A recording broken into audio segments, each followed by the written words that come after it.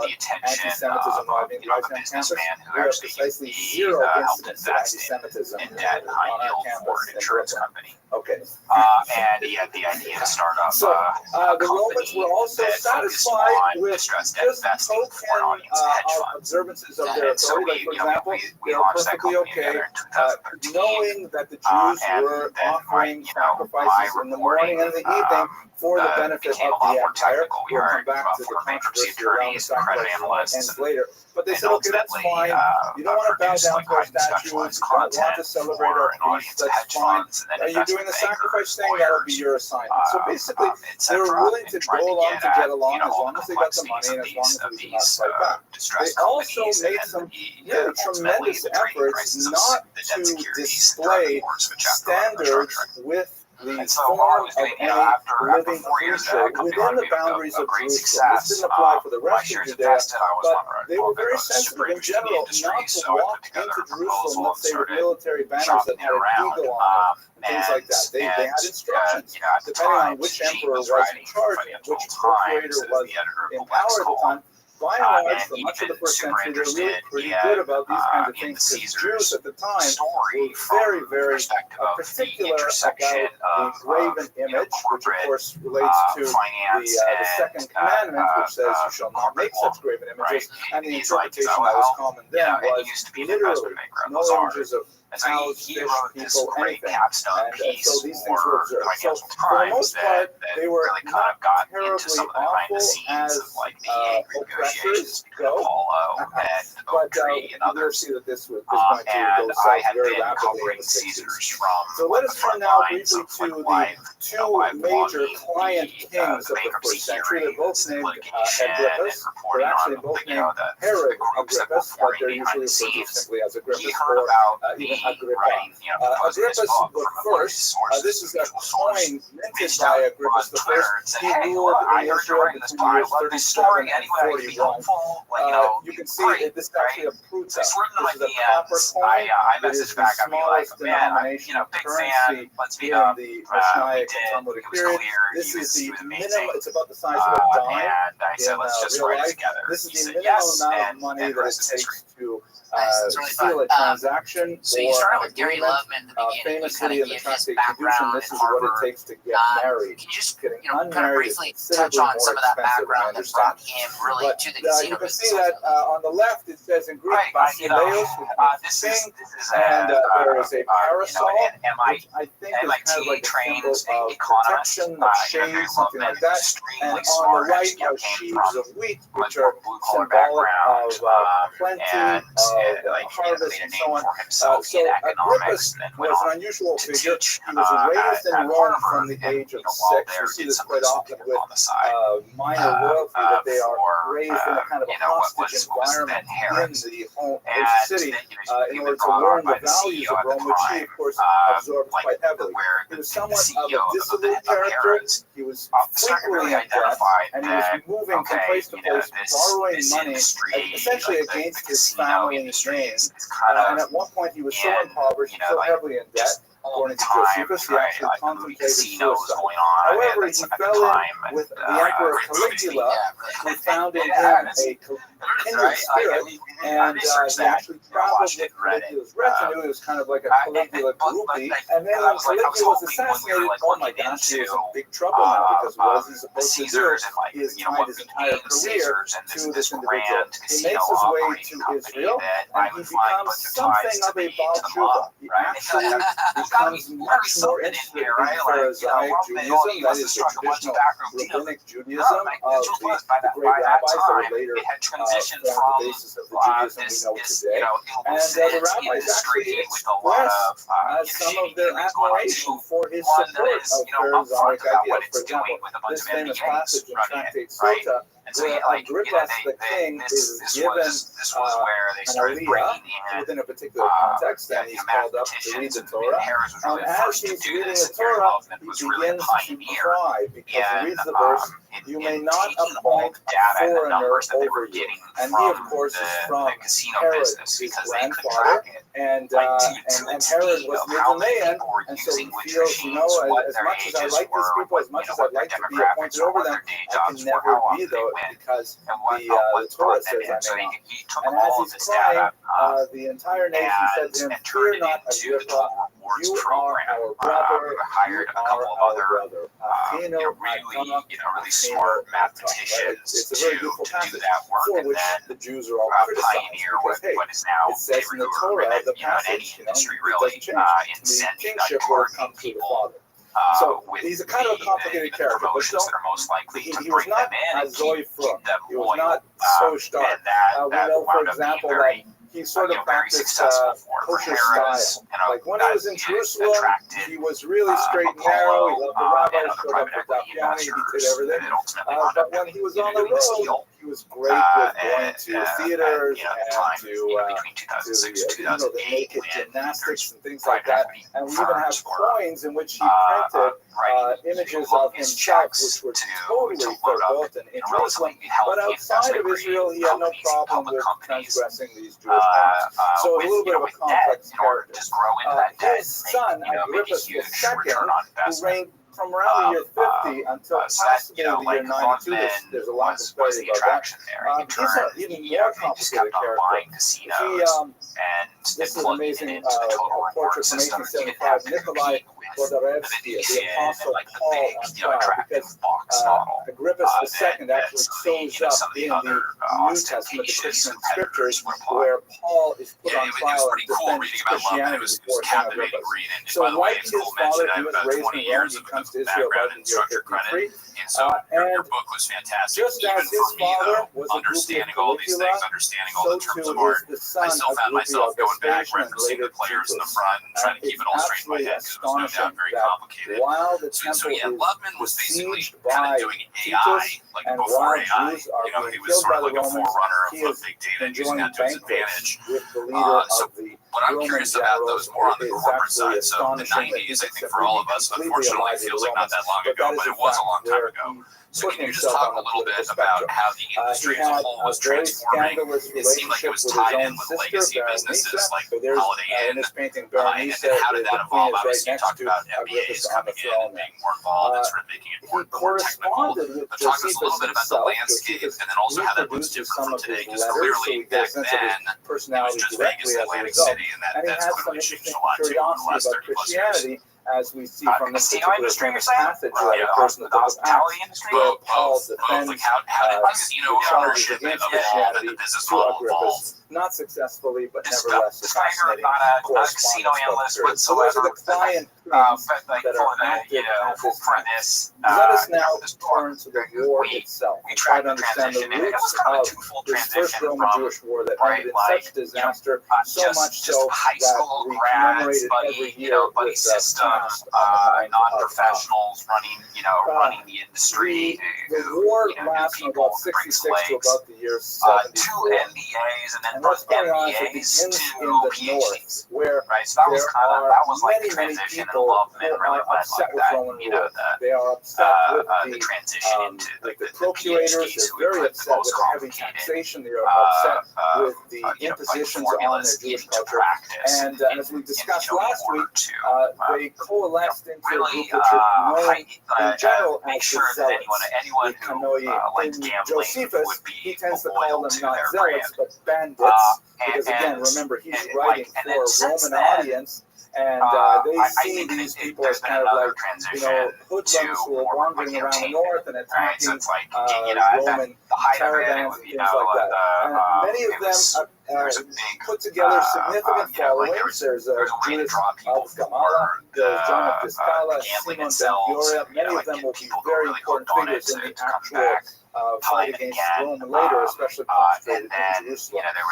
Just to give you a sense of the kind of atmosphere that was developing, Josephus describes as typical. He actually gives us half a dozen kinds of examples like this. Some Jew from Egypt, who's known simply as the Egyptian, he claims to be the Messiah, he claims to be the new political savior of the Jews. This is happening a lot in the first century, and he wants all the Jews to meet him in a particular place on the other side of the Jordan. They'll gather together and they'll go back to Jerusalem, and they will proclaim his messiahhood. The Romans hear about this, and they simply take a group of troops over there, and they massacre them all in the field. They don't even arrest them. They don't even give them a chance to explain. They just take care of it in one fell swoop. And although the Egyptian may have been, to use the technical term, a sugarner, to kill them all was seen as a very brutal and excessively harsh response, and so it just accelerated the dissatisfaction with Roman rule. You also have the rise of a group called the Sicarii from these short knives called Sicarii that they carried, and these were essentially political assassins who murdered Jews who opposed their radical views. Their modus operandi, as recorded by Josephus, is they would, the Sicarii would dress like regular Jews. They would go to some marketplace where there were a lot of people milling about, and then they would pull the knife out from their robes. They would stab the person they wanted to kill, a moderate in particular. And But as you'll when the notice body right fell, now they that would they quickly put away have the knife, and they would feign Blackstone like horror and own shock a and bunch say, of "Who did those this? How is that casinos. possible?" Apollo And then has they would come blend back away and into the crowd. they The own the Romans Venetian, would come in, they would arrest them from time to time, but then they were very happy to give them back for ransom. And so the Romans were, as it were, complicit so let's in talk a putting little the bit, if we Sicari can, back about out on the Drexel, streets all the because on time. its And surface, this was this is a just story about causing a Apollo, tremendous amount of but ferment within the really, Jewish community. Let us everything recall has that its their prime roots pretty targets were much not the in Romans, Drexel, Burnham, but were Lambert, moderate in the story. So, we also see in this some kind of thing respects, Cole and I were happening joking, you could lots call of it Predators cultures, right, where Ball Part moderates 3 cannot or, speak out because the Part Raising the radicals Gate Part are 2. simply too violent. But if So you could just tell us sort of is a rapidly little bit about evolving Drexel. in Obviously, the that's north kind of going in back to the particular. 80s, but So that really in order felt to like deal with this, the nexus, and the all of this really Syrian legions are going to have to come down. And the spark of the flame is associated with the local Drexel, so I grew up a Drexel kid. particularly So harsh individual. So it's like one of those things where everything tied to Drexel. I was like in your book, I was like, this is amazing. Decides to raid the temple and just a for a quick remarkably point on that, small amount of Bill money. Speed talks about how when Drexel went under, that was one of the toughest times of his life. He thought his career was over, his life was over. It's an age-old once one door closes, another opens. Clearly things have gone very well for Bill Speed in the ensuing decades, but it was quite a time. So if you could elaborate on that a little bit, that'd be awesome. Upset, of course, because the temple has been raided. It's fascinating rabbit hole to dig into, and like really, you could trace a lot of the entire, first the high yield bond market, as well as distressed debt investing, and like the explosion of just corporate credit and all that facets of it back to Mike Milken and Drexel really being the ones that not simply the rabble, but even prominent individuals. Arranging and trading this is in the summer of '66. Jerusalem is very upset. They fight back, and Flores, because he doesn't have quite enough troops there to mandate his will, they actually retreat to Caesarea, and they call in the big guns. They call in the Syrian generals. It is at this point, by the way, where we have the intersection of the accounts provided in Josephus and Roman historians with the account provided in the Talmud. The Talmud has, and I won't go into in great detail here because I'm looking at the clock and I want to be able to cover to the end of our period, but I'm sure you're all familiar with the story that we read about on Tisha B'Av of the botched wedding invitation of Kamsa and Bar Kamsa, right, where there are two people with very similar names and they're mortal enemies, and one of them is making a wedding, and so he sends his servant out to invite his relatives. I forget whether it's Kamsa or Bar Kamsa, but by accident the servant invites his mortal enemy. The mortal enemy says, "Wow, I can't believe it." Let's say it's Kamsa invited by Bar Kamsa. Bar Kamsa invited me to his wedding. I feel so amazing. He wants to make it up. I'm gonna go. I'm gonna I'm gonna bury the hatchet. We're gonna make friends again. He shows up at the wedding, and Bar Kamsa says, "What are you doing here?" He says, "You sent me an invitation." And Bar Kamsa says, "You can't be here. This is my wedding. I hate you. You're my mortal enemy. Get out." Kamsa is so embarrassed. He says, "Look, don't kick me out. Well, all these other dignitaries are here. I'm going to have a big wedding present for your children." He says, "I don't care." He says, "Listen, you know what? I'll pay for half the wedding. Just let me stay. Don't embarrass me." Bar Kamsa says, "I don't care. You got to go." He says, "I'll pay for the whole wedding." I would take themselves. They got titles. But at that point, he says no, and he sends him away. And the rabbis, the Talmud excoriates the rabbis for being there and not intervening and not saying at this point you should be Mavater, you should compromise, let him stay already. Anyways, he goes off, and at that point he cooks up a plot that in the Talmudic version he submits a intentionally defiled animal to be sacrificed.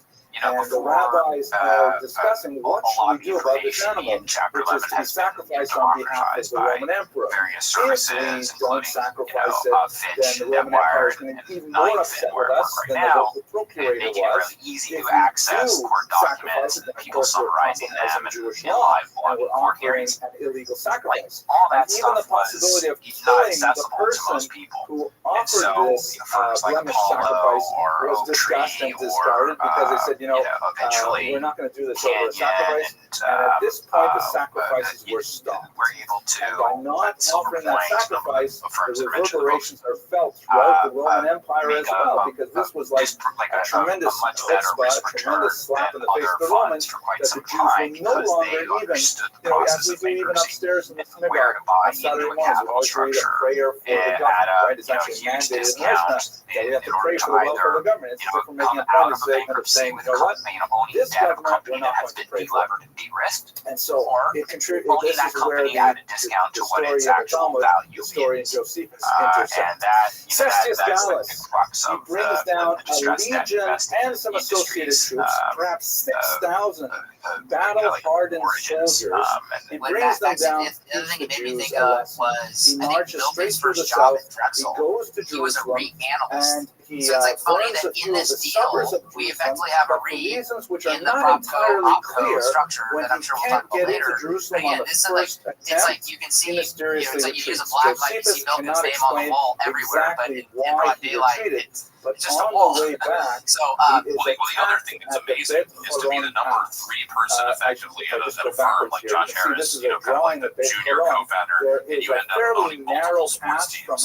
That's a pretty good sign that the company started went pretty well. There's a valley which is quite exposed. I'm Cole Smith, CEO and portfolio manager here at Sweet Capital Management and host of this podcast. Enjoy this podcast. I'd like to invite you to check out sweetcap.com. We are stock market investors. We advise investors who fear stock market failure with a discipline that has proven success over long periods of time. Learn more about our funds at sweetcap.com. Past performance is not indicative of future results. Investing involves risks, including loss of principal. Please refer to the prospectus for more information about the investment company, including objectives, risks, charges, and expenses. Read and consider carefully before investing. Speed funds distributed by UMB Distribution Services, LLC, not affiliated. Corpses of there's also some interesting tie-ins here, right? So it was really Bonderman via Tom Merrick, who clearly became more nationally known during the first Trump administration. That's what really got Bonderman into the casino business, because if I'm not mistaken, Tom Merrick at one point had bought a casino from Donald Trump. Is that, remember that correctly? At this point, they prepared for war, and they appointed our Josephus to be in charge of defending the North. Thinking that correctly, I think it's part of the overall arc of the sort of book, to your point about knowing when to buy in, where to buy in, where to play in the capital structure, because I think Trump's foray in the casino business didn't go great, but overall casinos did well. It was really a timing and a capital structure. And just so you know, back, we also talked to Wilbur Ross on his book Risk to Return and how he got to know Trump was via the Atlantic City Casino that they actually, he was part of the restructuring in that. And the reason why their incentives aligned was back to this idea you had in your book, which was that you have to sit in front of the gaming commission to get approved to be the owner. And so, like Wilbur said, we were the capital, he was the license. Okay? And that's what made this work, and that's how some of these oddly symbiotic relationships began or accrued over time. Should we talk about the timing a little bit? Timing. I think so it's interesting. It feels like 2006, kind of when this got going. Clearly, the timing ended up being bad. It was sort of a golden era for LBOs. Obviously, TXU was around the same time. That went horribly badly as well. But talk to us a little bit about what sort of the market looked like in the lead up to the financial crisis, and obviously the relativity of it too, because I think what was happening then seemed huge at the time and record-setting at the time. But in a modern construct, these are relatively small, I guess, compared to what we see. Well, including, like, what were the credit spreads at the time? That's something we think a lot about right now. And interest rates. Area of attack, and he's going to wear them down. He's not in a rush to attack Jerusalem, but he mops up the rest of Israel fairly quickly. In particular, the Battle of Yotapata, or Yotfat, which is in the north, where Josephus was active. They besieged the Jews there.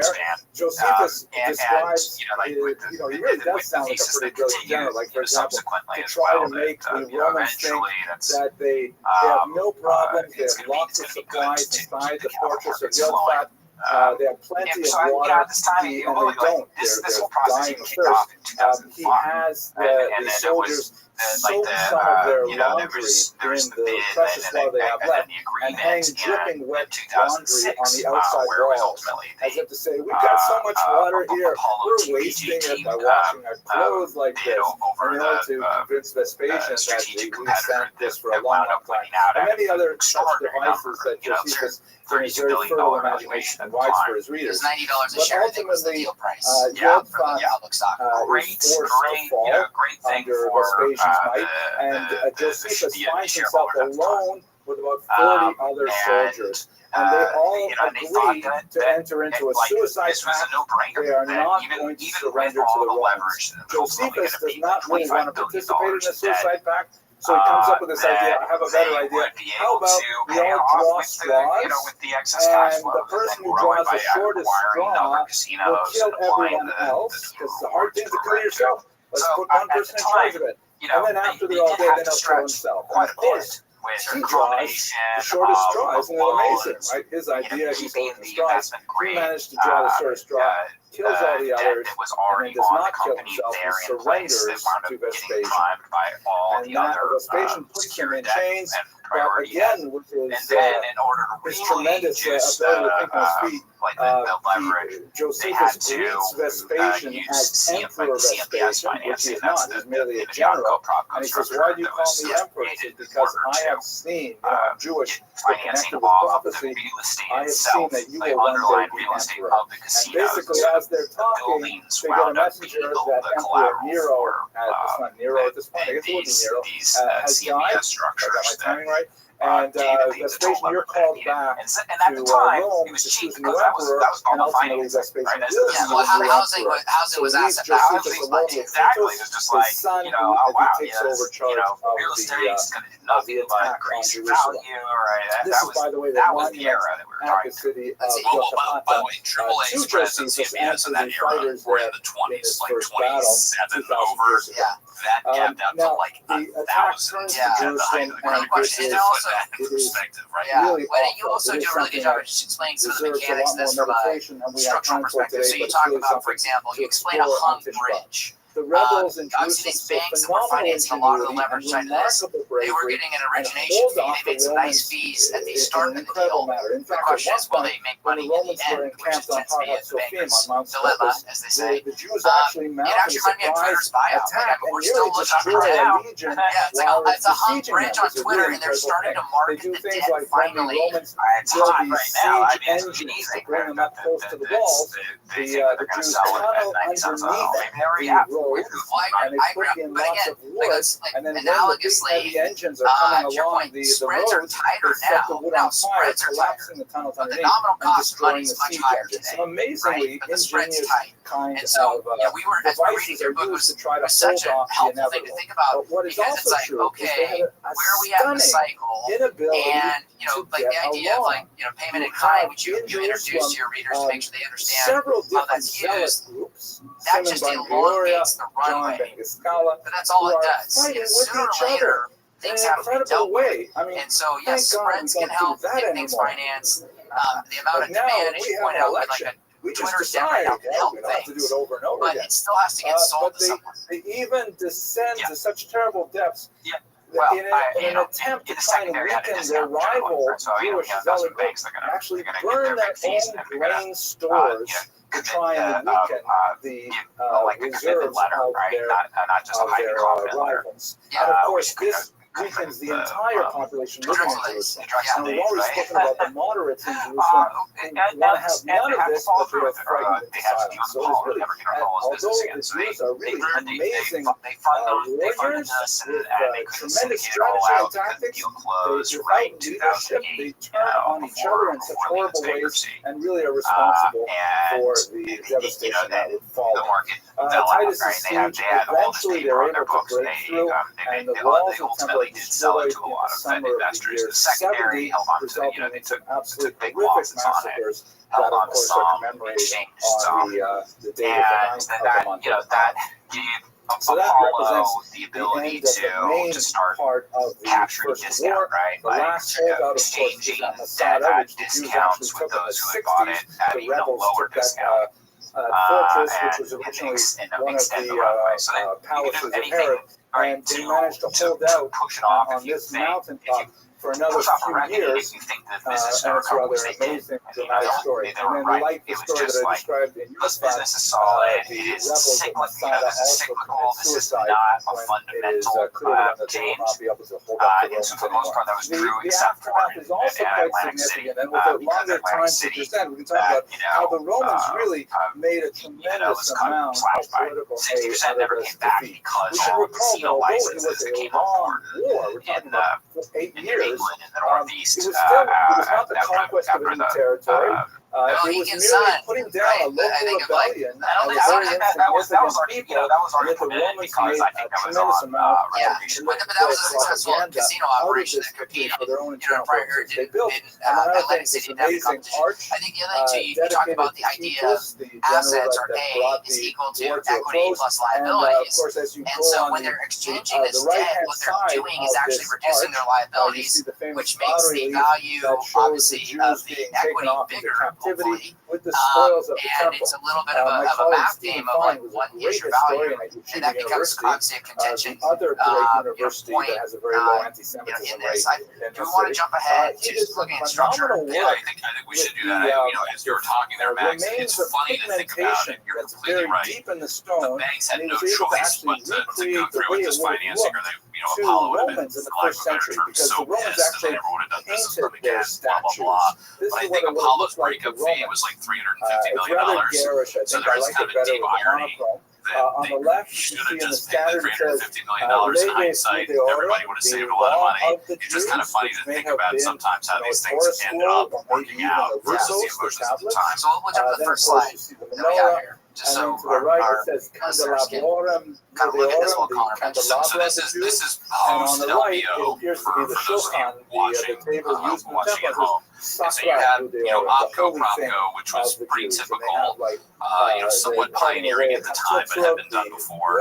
And we're seeing this now even to this day. Like literally as we speak, Lennar, the home builder, is doing the same thing. They're setting up a Propco for their land called Millrose. But can you talk to us a little bit about the basics behind these models, what they are, why people like these, and why Apollo and TPG wanted to try this as sort of their first structural foray, first of many, but their first one. At the time, while his son was on the right, you see Judea the short answer is that the financing is cheaper, and usually there is a balsam tree, which was one of the principal exports of the region, and on the left you see a Roman soldier and a forlorn Jewish woman representing fallen Jerusalem, who is sort of like an Italian-like pose. And then you'll get cheaper financing as well through the CMBS market. For example, this version here, where she is the gist of it. That's still true. she actually has her hands tied behind her back. There was some loophole that was closed off for some of the tax treatment that Caesar was her grandfather These coins were incredibly popular, and they really seemed if it was already in the pipeline, they were going to allow it. demonstrate to the wider Mediterranean basin just to that note they for have really listeners, put an a end REIT to by Judea. IRS definition has to So distribute 90% of that's its a quick lightning tour through the it can first retain Roman 10%. Jewish War. But I've only got about because 5 they or pay 7 no minutes corporate left, level but I will taxes take you from a briefly veiled through the perspective, Barcoquero, which is you can incredibly service a lot of important. debt So we'll do because it it's very all quickly, cash though, so at flow, least we can cover it. and it's not, there's there's a no lot of tax taken out repercussions until for the investor Jews. collects Jews are banned obviously from the the taxable city of statement in Jerusalem India, at this correct? time. Jews are forced to pay that extra tax. There's hundreds you wrote the book, I was of hoping you're the Jews expert. killed. I The got numbers into are it hard to really but I am not a comprehend. REIT expert Josephus, I by any believe, understanding it's like 600,000 the Jews, basics which were is still like that a phenomenal number. Even if it's a like you said, fraction of it, it's still a take a lot huge more leverage portion as a of the REIT, population.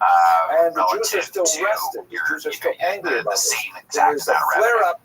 So we'll jump back. We'll jump to the next slide here because obviously as they're going through this, things deteriorate. They do this deal. The old bankers still have it. You borrow the money when the bank will give it to you because when you really need it, they won't give it to you. And that reminds me of this deal from where the Euphrates and then and the do this, things get Tigris bad in rivers the come Opco close to Propco each other. model, and then they're like, hey, we're going to go to a growth model. Let's see core assets, but they were really aggressive. They went out and got Planet Hollywood. That's a deal they did. And we show the next slide here, which shows Planet And Hollywood, this is essentially the Horseshoe heartland of in the Baltimore, Jewish and then civilization. Caesar's It's in this Interactive region here, Entertainment. not the heartland, I but don't the think we have a question Babylonian here, but I heartland, do want where to, the can you Talmud maybe is. mention like how interesting was this asset? Because this Trajan might have comes been, into the you know, region, beyond the the Planet Jewish Hollywood story. minority It's really one of the more are interesting actually assets that quite kind of loyal to the woke up. Persians, It ended up being the crown and they jewel fight in some back respects. Yeah, well, against yeah, the for Romans, the final and deal there is a cash, I would backlash say from yes. the Romans, not only against the Babylonian Jewish minority, they are, of course, pushed back, and the Persians are able to maintain their independence. Later, they become the Sasanians. But all across the Roman Empire, there are attacks on Jews, including in Israel, by Lucius Quietus, which is where you get the term Kitos, and it's essentially these widespread little small rebellions that are put down with tremendous savagery by this individual. It occurs there's a significant amount of discussion in the Talmud about this, but we don't know a lot of the details about how it unfolded overall. But at any rate, it certainly did not constitute a war in the larger sense. It's more like a, so to speak, a police action to gambling, you pay the for extra access to, however, is you know, quite like a bit more significant. coins or whatever. This is a So coin there's no money at stake the Jewish rebel of the 130s. It's actually, you might wonder, you know, that's pretty amazing that this rebel, they're essentially living in caves in Judea. How did they get the wherewithal to actually set up a mint? Well, the truth is, they took Roman tetradrachms, like the coins made out of silver, they heated them up, and then they just stamped Jewish things on top of them. To your point, in the online gambling, I mean, I know I'm an old man for 1 second here at the age of 41, but, you know, like, to you young bloods out there, you know, when Chris Moneymaker won the World Series of Poker, that's what caused online gambling to explode. And to your point, it's like it wasn't legal in every jurisdiction. So I remember being in college, let's just say I might have played some online poker. These were some very emerging business models. They were not set. Today, gambling is accepted. To your point, it's institutionalized. It's very invested in. But at this point, these were emerging ideas, not known. Or Bar-Kokhba, the son of a star. And it was only when sports betting and everything, all these things are in the Judean desert that we know a lot more about exactly who he was. And in fact, the archaeologists discovered actual letters written by Bar-Kokhba to his commanding officers, so we learn a lot more about what his personality was like. His was built first in the context of some decrees passed by the Emperor Hadrian. It's funny, yeah. When Reggie Bush gets his Heisman Trophy back, we all can kind of laugh because it's insane to think about this project. Let me, when they start, so again, structurally, parent companies follow TPG and their investors. Most of that's their investors, but again, their president and staff. If you go below that, you got the OpCo, you know, bondholders, you have the PropCo bondholders. Can we throw that slide back up again? Yeah, I just want to show this. Like, when this growth transaction comes up, this is where the incentives for various parties get very perverse. Because obviously this new growth company causes a new shareholder or I'll call it equity owner class to show up. And this is really what opens Pandora's box, the idea of fraudulent conveyance. I would say, I think that's what I took away from your book. Can you explain briefly what the idea of fraudulent conveyance is and how applicable it was beginning with this? And I would say in addition to that too, there was almost like a comical aspect to this. You know, that might not be the right word, but I'm sort of like mentally rolling my eyes when you see like, oh, the new structure and the new stream, it just kept getting more and more ridiculous. So yeah, you talk about fraudulent conveyance and sort of overall, it's like really was pushing the boundaries, I think. And this in retrospect, yes, at the time, I mean, like, it was so they're leading a band of rebels who are literally living in caves in the Judean desert would attack guerrilla style the Roman legions, and they were incredibly effective. Diocletius speaks about 95 villages razed by the Romans in an attempt to extirpate the Bar-Kokhba movement, and they were unable to do so for several years. Here's an example of one of the caves that they lived in. Archaeologists found one cave they called the Cave of Horrors because it was filled with the skeletons of rebels. This is the entrance to the Cave of Letters. You can see how remote and inaccessible it is. There's a climber at the bottom coming up into it. But among the things found in the Cave of Letters, as I mentioned earlier, not only things about the development of the war, but also the parent company, Caesars, I got to take a minute to tell you about this because operating company it blows with me away. a lot of Apparently, judging from the Cape of Boys, for example, and then the there rest were of men, the women, and investment grade children living then the with the Propco Bar that has These were the not CBS just hit. soldiers. These were entire Ultimately, communities of Jews all who the were living assets are together, together, taking and all refuge the from the creditors Romans and engaging in these at Propco get strike, protection rapid of strike the attacks. excess value And of the there was real this estate woman in whose Propco name was Babaka, for the who company had to file kept for with bankruptcy, her and a all the cache CBS of her recovered. most precious What started documents. to happen Now you can imagine that if, God was, forbid, you have to run out of your home and go live in a led cave somewhere by with rebels, Mark Rowan which and his documents would you lieutenant, take David with you? Sandberg, Probably your passport, were ultimately maybe the your deeds to architects your of house, this maybe your brilliant marriage strategy certificate, and that's exactly what the Babaka company took is with her. struggling She under the grabbed weight of all the most important documents she had, and we're not going including to get her more money deeds to to several invest date farms. in She had the existing structure orchards right now. of date So we're going farms to that she create inherited the from her Caesars father. Road, right? She This kept is her a great marriage, title, her ketubah, her marriage contracts, and she we're was going to also put new in money a into Caesars Road, protracted child custody battle with and her we're going ex-husband, to and she kept all the lawyers' documents related to her child custody battle. And so reading these documents give you such a picture of what it was like to be a woman. We just on the surface, I want to go so far. You see that she could own property, that she did engage in legal disputes. She was a legal agent. We're not sure if she was literate, because many of these documents are written in other languages, but many say that were like legal letters, right? I can barely read what my lawyer writes anyways, right? Because it's all in boilerplate legal text. But these are phenomenal things, and scholars are still pouring over the Babaka archive to learn more about what it was like to be a woman at that time. All of Planet Hollywood rebellion ended a horrible massacre at Britney Beitar, Spears' residency, which is actually remembered every time Jews say grace over meals. The bracha of which was Tov kind of the proposed last in memory straw, of the along Beitar, with the this this killed in one refinancing of last the great term battle shown here. and that's what created beyond our scope. Let this us bring ourselves to the potential conclusion argument of for the fraudulent lecture more or conveyance less on time. when the company Now, I've described ultimately a lot of political history, Well, a the certain Britney amount of Spears military residency, to your history, point, was but so I have transformative skipped that over a lot of somebody the on this intellectual podcast and actually religious history, went which to is see incredibly Britney important Spears at the time. at If we Planet go Hollywood back inflation in this era. Time that Yeah, but Jerusalem it's a was big taken draw. under siege. It's your point. I mean, I think you. One of I the didn't. moderate rabbis, Rabbi Yochanan ben Zakkai, who I did not actually know. had I mean, I knew it was a families who were popular among show. zealots, As and he a felt man that, who you married know a what, millennial woman who was their born in enterprise is 1983, doomed. I know that It's was a just a matter massive of time draw before for that, Jerusalem call it falls, and we are all category. And to killed. your point, So millennials he started to go to concocted Vegas a really plan precipitously with that.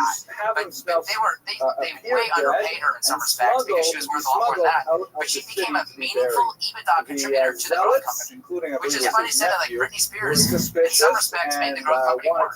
So if Mark Rowan is listening, just let it be known that Cole Smith has more to try to keep Caesars afloat as long as possible. Well, yeah, but you touched on something that I wanted, because this is a nuance. In your world, this is not crazy. We ran into this in public markets. You know, you want to touch on the idea of I understand special committees, but there's a whole story. Yeah, so this is sort of an underpinning. I feel like an undercurrent of the book where says, okay, listen, I appreciate so a special committee was put together to value the growth company, and they also needed a fairness opinion. So can you kind of talk to us as somebody who's seen a lot of these transactions? What does that all really mean? I think we all know what a fairness opinion is, but the takeaway that Cole and I both had is those things aren't even worth the paper they're written on. And curious for your view as somebody who's clearly seen a lot more of these. Gather and just study the Torah. Yeah, the spacious magnanimously grasp this, very and sophisticated. in so doing makes the next 2,000 years of Judaism possible. Because they're in the analysis on the financials that they're beginnings of the flourishing of the reconstituted religious body, which will ultimately be the Sanhedrin. And in that place, they begin to put together what would be codified as the Mishnah.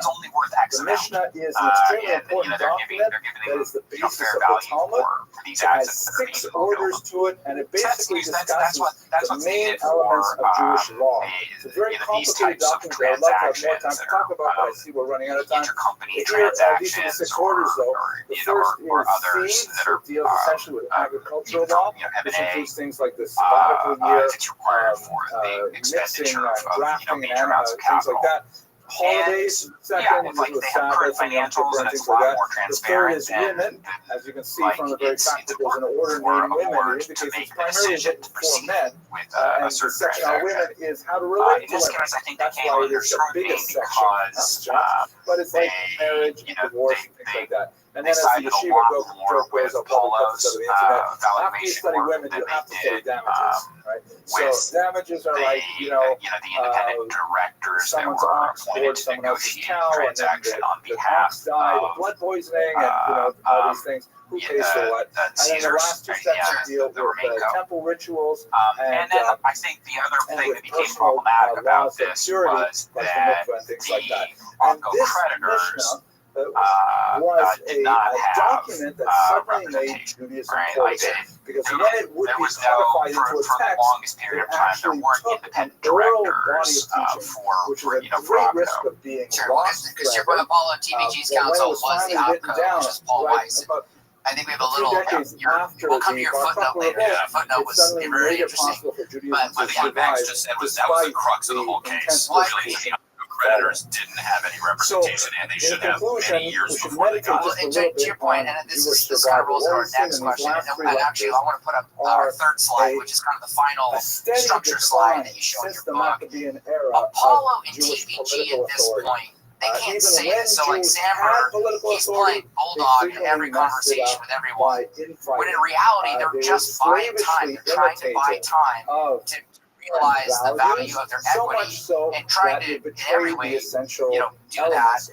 What would keep them Jewish and identity. The oddity is as the story gets more perverse, the asset structure actually gets bigger. In other words, like by the end of this, look at all the casinos, they have the link. You got the Cromwell there, by the way. Life hack, 100 to 1 odds behind the pass line, the Cromwell. One of my favorite places to throw dice. But like Dre's nightclub at the Cromwell is getting thrown into this because Mark Rowan knows Dre, and therefore the nightclub comes about. The asset base is getting bigger and bigger and bigger. But those are all transactions to buy time. Is that fair? So we will pick up the series by running with Sasanian Persia. I think that's the interesting thing about this was that you had CPG and you had Apollo, where they are connected. They have all these ways of adding value, right? And they do create a ton of value. They push for these Dre's nightclub, those connections. TPG brings in all of its operating experts to maximize the efficiency of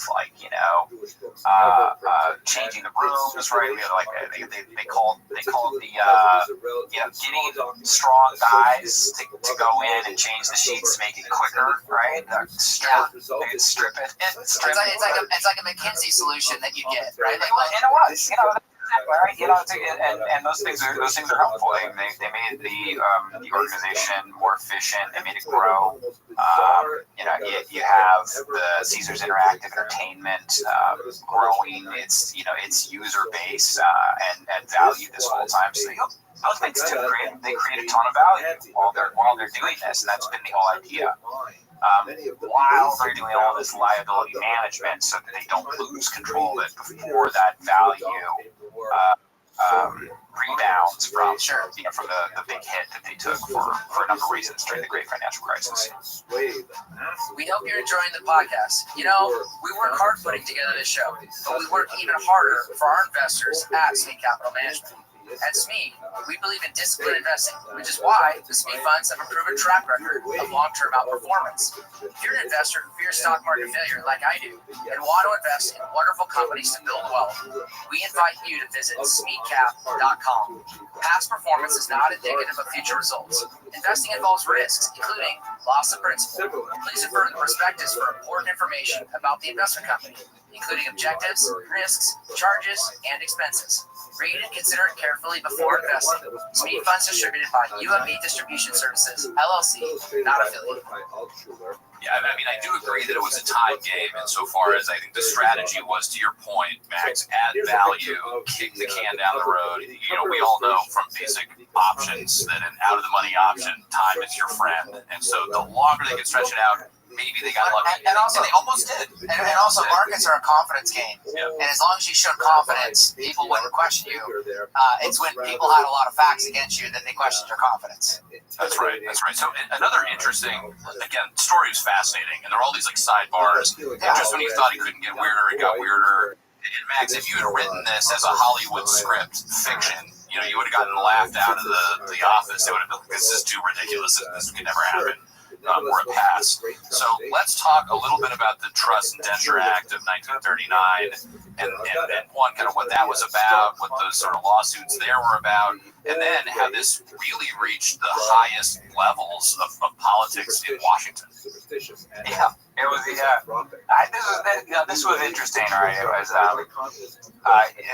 it came into play. In part because of a very aggressive deal that David Sandberg structured in order to deal with the investment grade bonds that had been at Harrah's at the time before the LBO, and so all of these were essentially unsecured debt. They had just been decimated by getting primed and then the refinance prices. They're all traded at a discount, and a lot of them wind up trading in the hands of a bunch of distressed debt investors. And so when the time comes to try to refinance them or take them out, David Sandberg's trying to do it in a way that can take out as many as possible with as little money as possible. And Caesars itself had actually been buying some of these up at a discount. And you call that whack-a-mole. He was playing whack-a-mole, I think, is whack-a-mole. Right. Yeah. And so the investment grade bonds, they weren't secured, but they did have this Depression era protection called under the Trust Indenture Act. And so when Sandberg orchestrated this transaction that essentially was done with 2/3 of the bondholders leaving out the other third, exchanging for new debt into a better piece of paper at growth. They went to almost zero, right? These one third of the bondholders went completely to zero. Meehan Combs at the time led the charge in organizing, hiring counsel, Jim Millar from Drinkerville at the time, now Fader Drinker. And to look at what can we do here to try to capture, get some more money back, right? Maybe I don't know, it was like $94 million left. It wasn't that much, right? That was the irony of this. And there was this argument that the Trust Indenture Act made it so that these bonds should still avail themselves of the parent guarantee of the parent company. And so at the time that all these different transactions happened, Apollo did a number of things to remove the parent guarantee. At least they thought that they did. And so they tried to strike this deal with 2/3 of those creditors in order to get it. And he made this Jim Millar made this argument that was kind of a long shot argument that you're not able to treat one portion of these bondholders different than the others because we have because of the Trust Indenture Act. And it was a long shot, right? It hadn't if they didn't think it was going to go anywhere, but at the time, right, there was actually another lawsuit going on with Education Management. A similar argument that had been made by Marbleby, who had bought up the debt of this for-profit education company, and that had actually made it pass a motion to dismiss,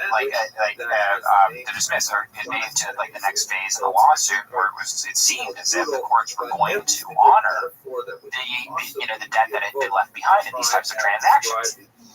And so all of a sudden, you have this this argument that pops up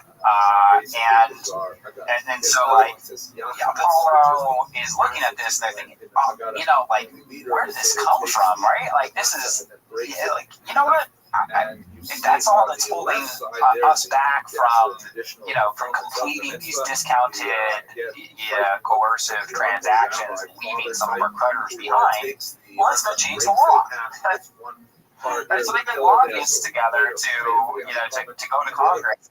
I mean, there's actual lawmaking done besides the must-pass legislation, right? Like transportation funding or Zika funding, whatever.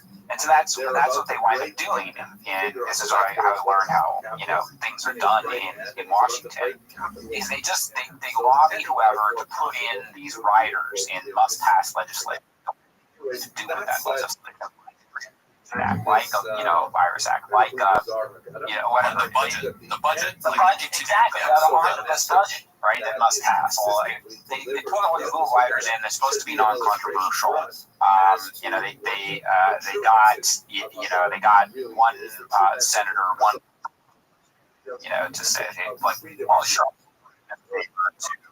People like Apollo's super important. Harry Reid wound up being one of the the supporters of it, and Elizabeth Warren at the time had been suspicious of inserting the language, but she backed off when it in fact came from Harry Reid. Shelby was the Republican congressman who was initially found to be backing it. Senior senator from Alabama. Yeah. Right. Yeah. Exactly. So it was it was one of these things. It was almost about to go through until this other case that was going on in education management, Marblegate. He found out about it. Andrew Milgram at Marblegate, and he had a friend who had actually owned some of the bonds at Brigade, who had gone to college with one of the congressmen. He alerted them to it. He got a lobby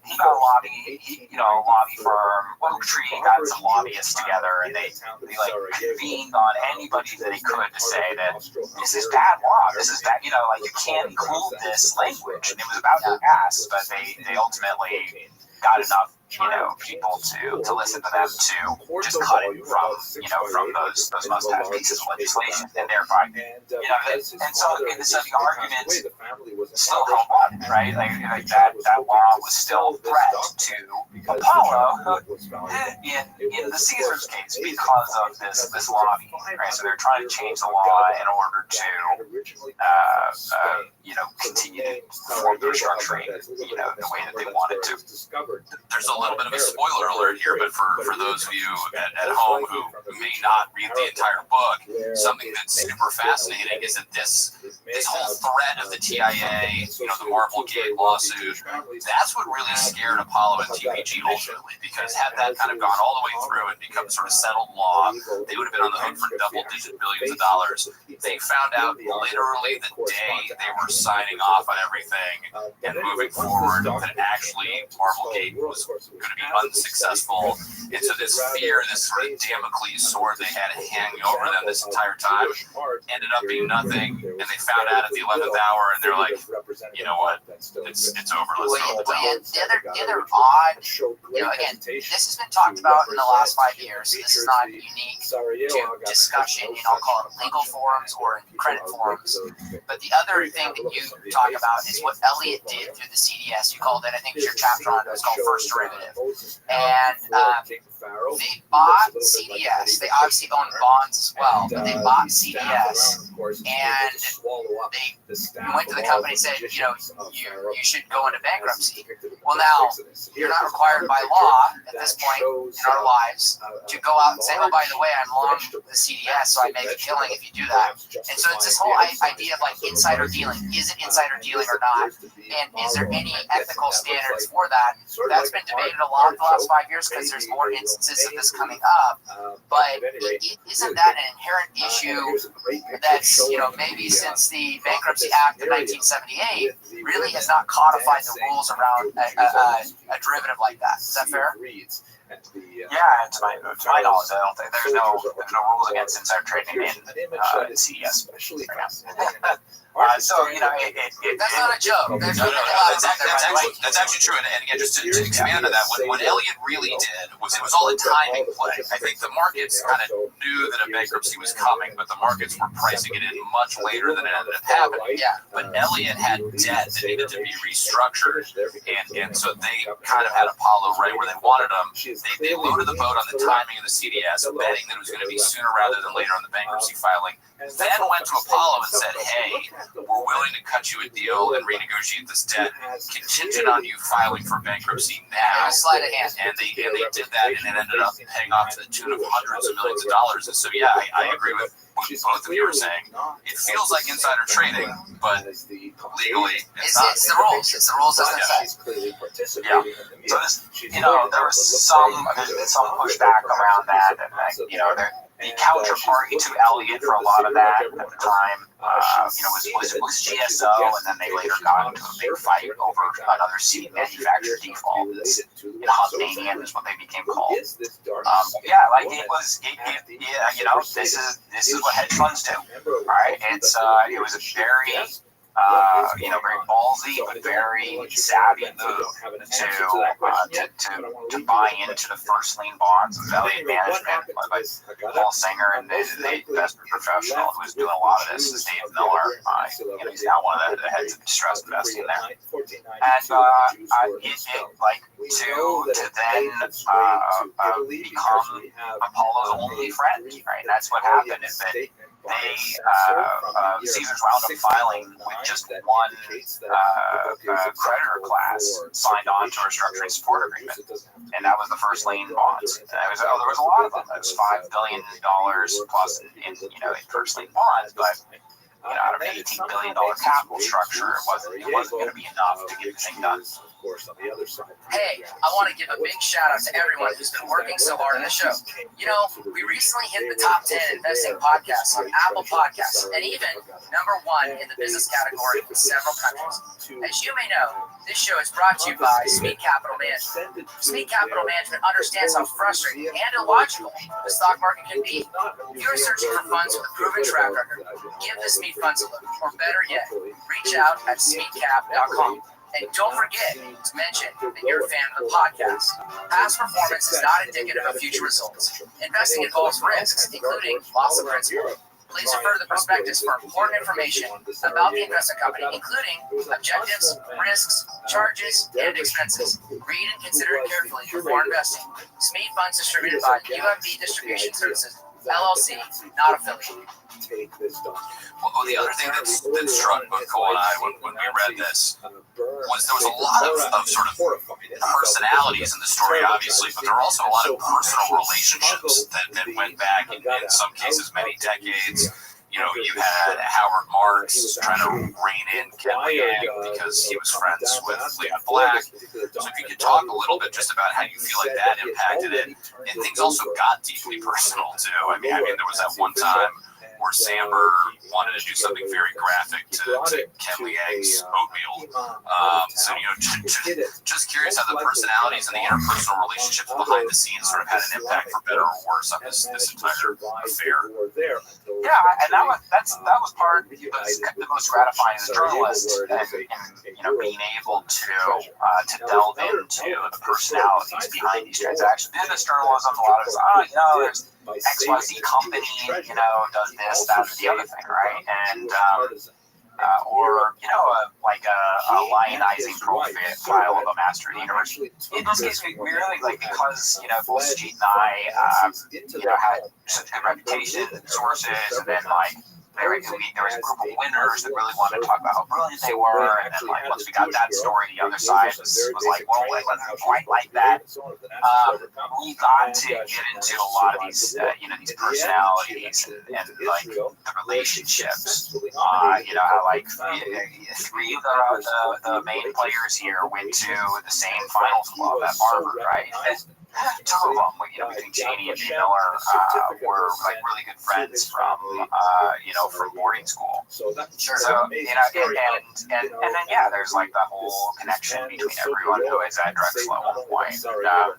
And it is, it's a small world in some ways, but it's it's very impactful, and it has like these far-reaching connections as well. And the book was an opportunity to get into those and like draw them together and see how they did make an impact, right? Like there are personalities, there are people that take things personally, or a lot of things are irrational. And that's that's part of doing doing business in this industry, and not all industries, I think. Yeah, to your point, it just gets messy. As Jim Milstein put it, this might be my favorite quote in the book.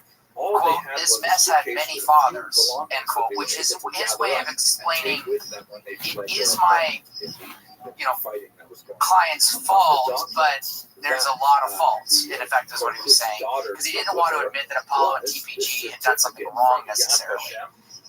Milstein is this very tenured, successful person in his field and what he does, and even he, at some point, ends up looking, I don't want to say foolish, but just not ready for the moment that he's in. And I feel like everyone, that at one point someone looked like an idiot, and they ended up looking like a genius, and some other people started looking like geniuses and ended up looking like idiots.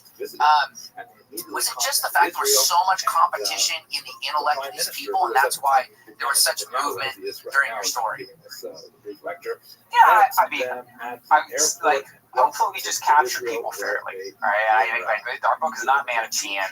It's not, it's not like there's good and bad people. It's not like that. It's not that anybody was like an unqualified, success or winner, and somebody was an unqualified, like failure or loser, right? Like, Apollo was, ostensibly an antagonist here who got called out by the examiner for orchestrating, along with its co-investors and executives, potentially upwards of $5 billion in like very strong claims for fraudulent conveyance and breaches of fiduciary duty, etc.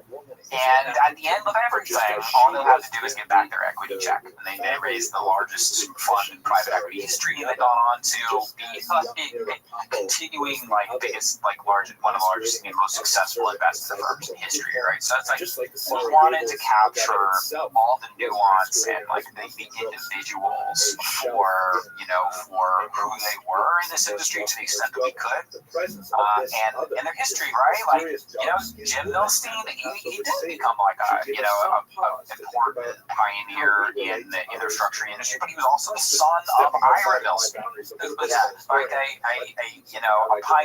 domineering figure at Weil, in like leading that firm to become what was once the dominant debtors council practice. And he was interesting because he worked for the Obama administration, served as essentially like a function advising on how to deal with the great financial crisis.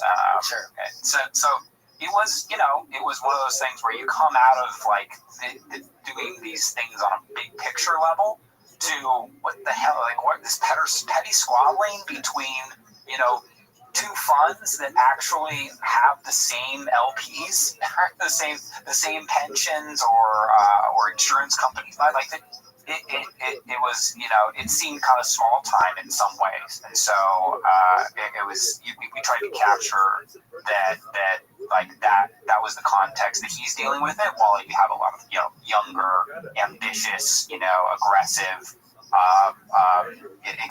mid-level executives. They're trying to prove themselves, and this is their whole world. So they don't care or respect anybody who's come before them. Yeah, Max, I appreciate you saying that because Cole and I talked about this a lot as we were reading the book. You know, to your point, I know it wasn't your intention. Apollo kind of comes off as the villain, like, you know, they're the evil empire in the story. But then when you really take a step back and think about it, you know, some of the original investors in the LBO financing, like the Michael J. Fox Foundation, that you mentioned in the book, yeah, they were, you know, sort of genuine victims, if you will, in all this. But the players, to your point, that were left standing, you know, in the end, as they say, there's no honor among thieves. And these are all the sharpest elbows, you know, brightest minds in the room. Including the lawyers. Yeah, going at it. So, you know, in the end, and I don't mean this in a bad way, it was sort of like hard to feel bad for anybody. Like everybody was sort of reaping what they sow, for better or worse. So you talked about Richard Davis, the Examiner.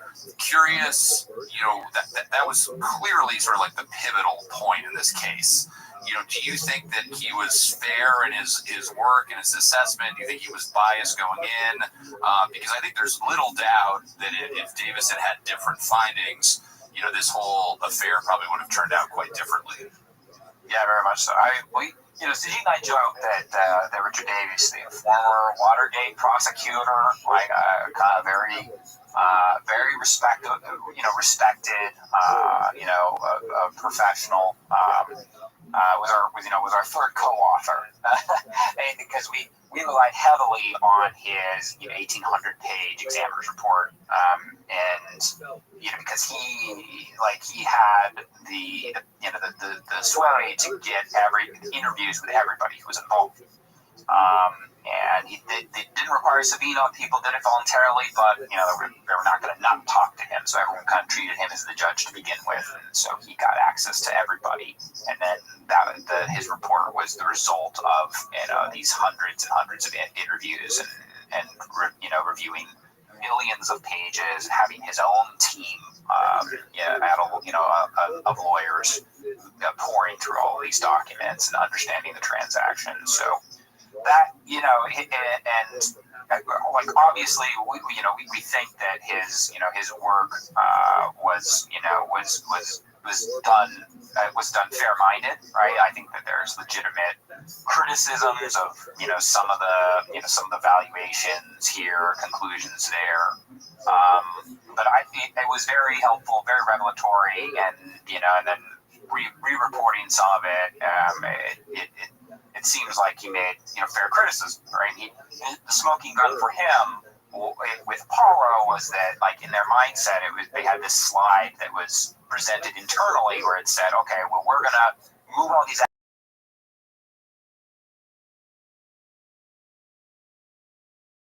assets. So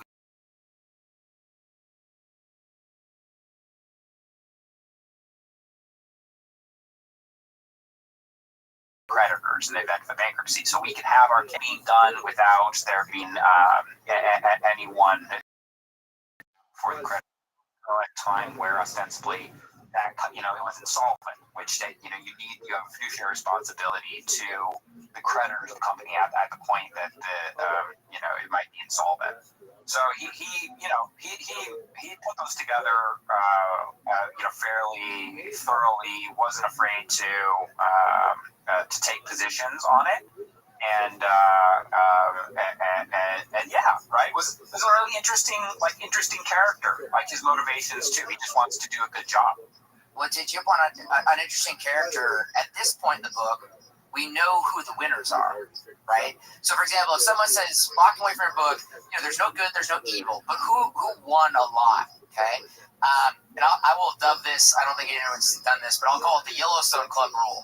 It's not the first owner that wins. It's not the second owner that wins. It's the third owner that wins. And most magnanimously was ultimately Appaloosa. They come out with such an obscene reward from this, even relative to Oak Tree or others, was what I took away from your book. Yeah, percentage return. Yeah. And I was thinking, like, well, I wonder if David Tepper hadn't done this, would he be the owner of the Panthers right now? I was kind of like playing that out through my mind, but this was a massive winner in the billions for Appaloosa, and they weren't involved very long compared to others.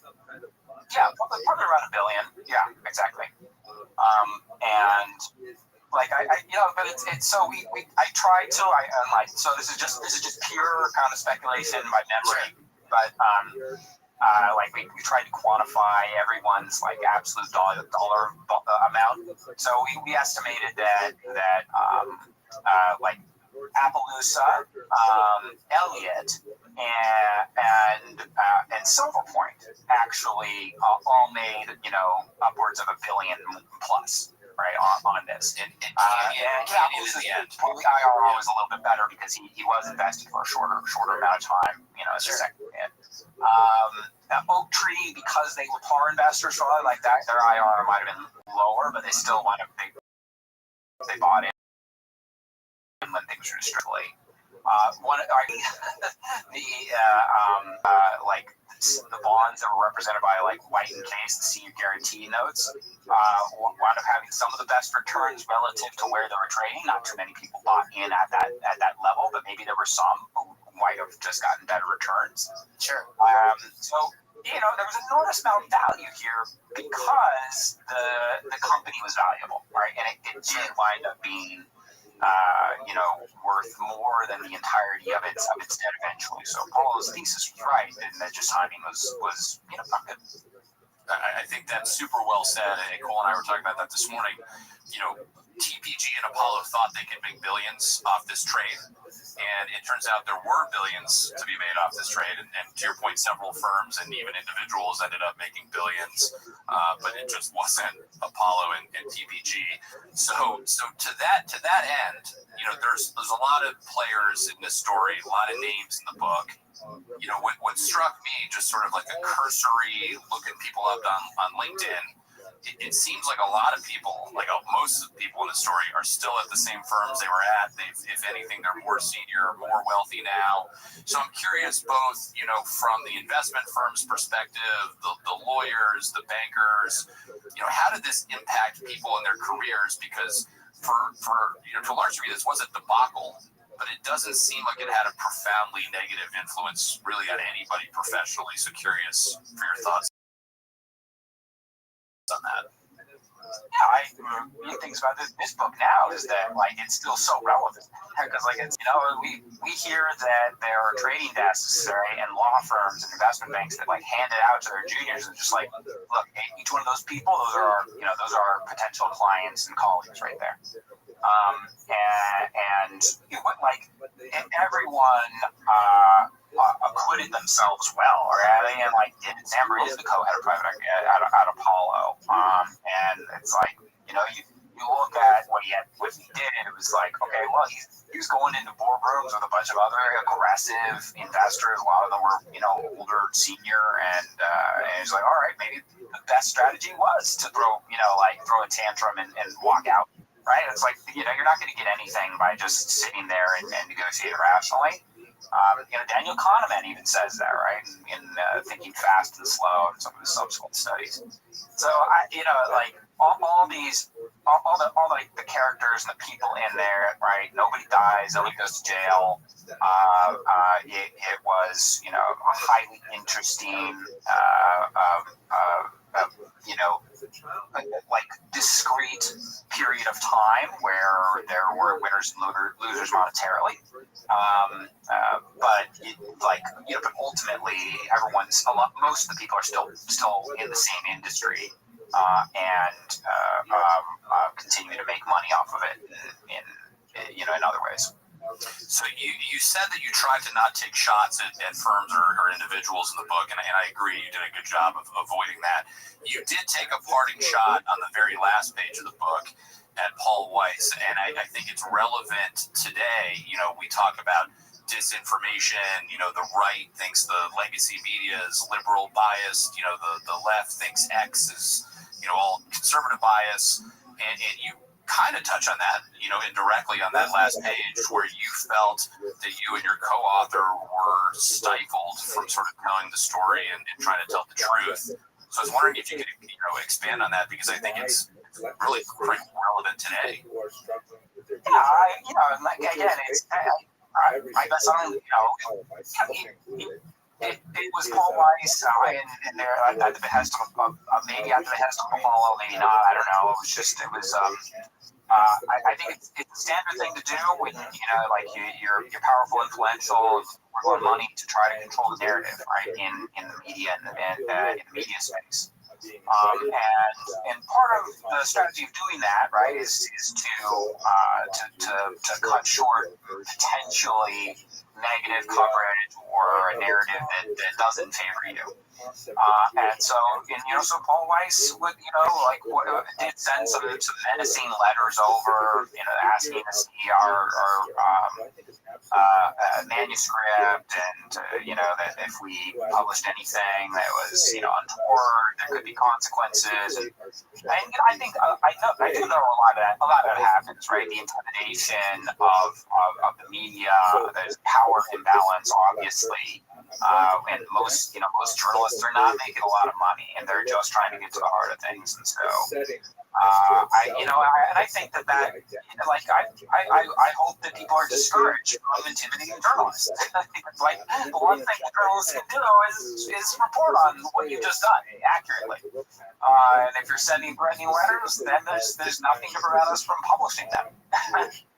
Sure. So it's tons of great relationships with people who work at Paul Weiss, then and presently, so I think that was something that happened.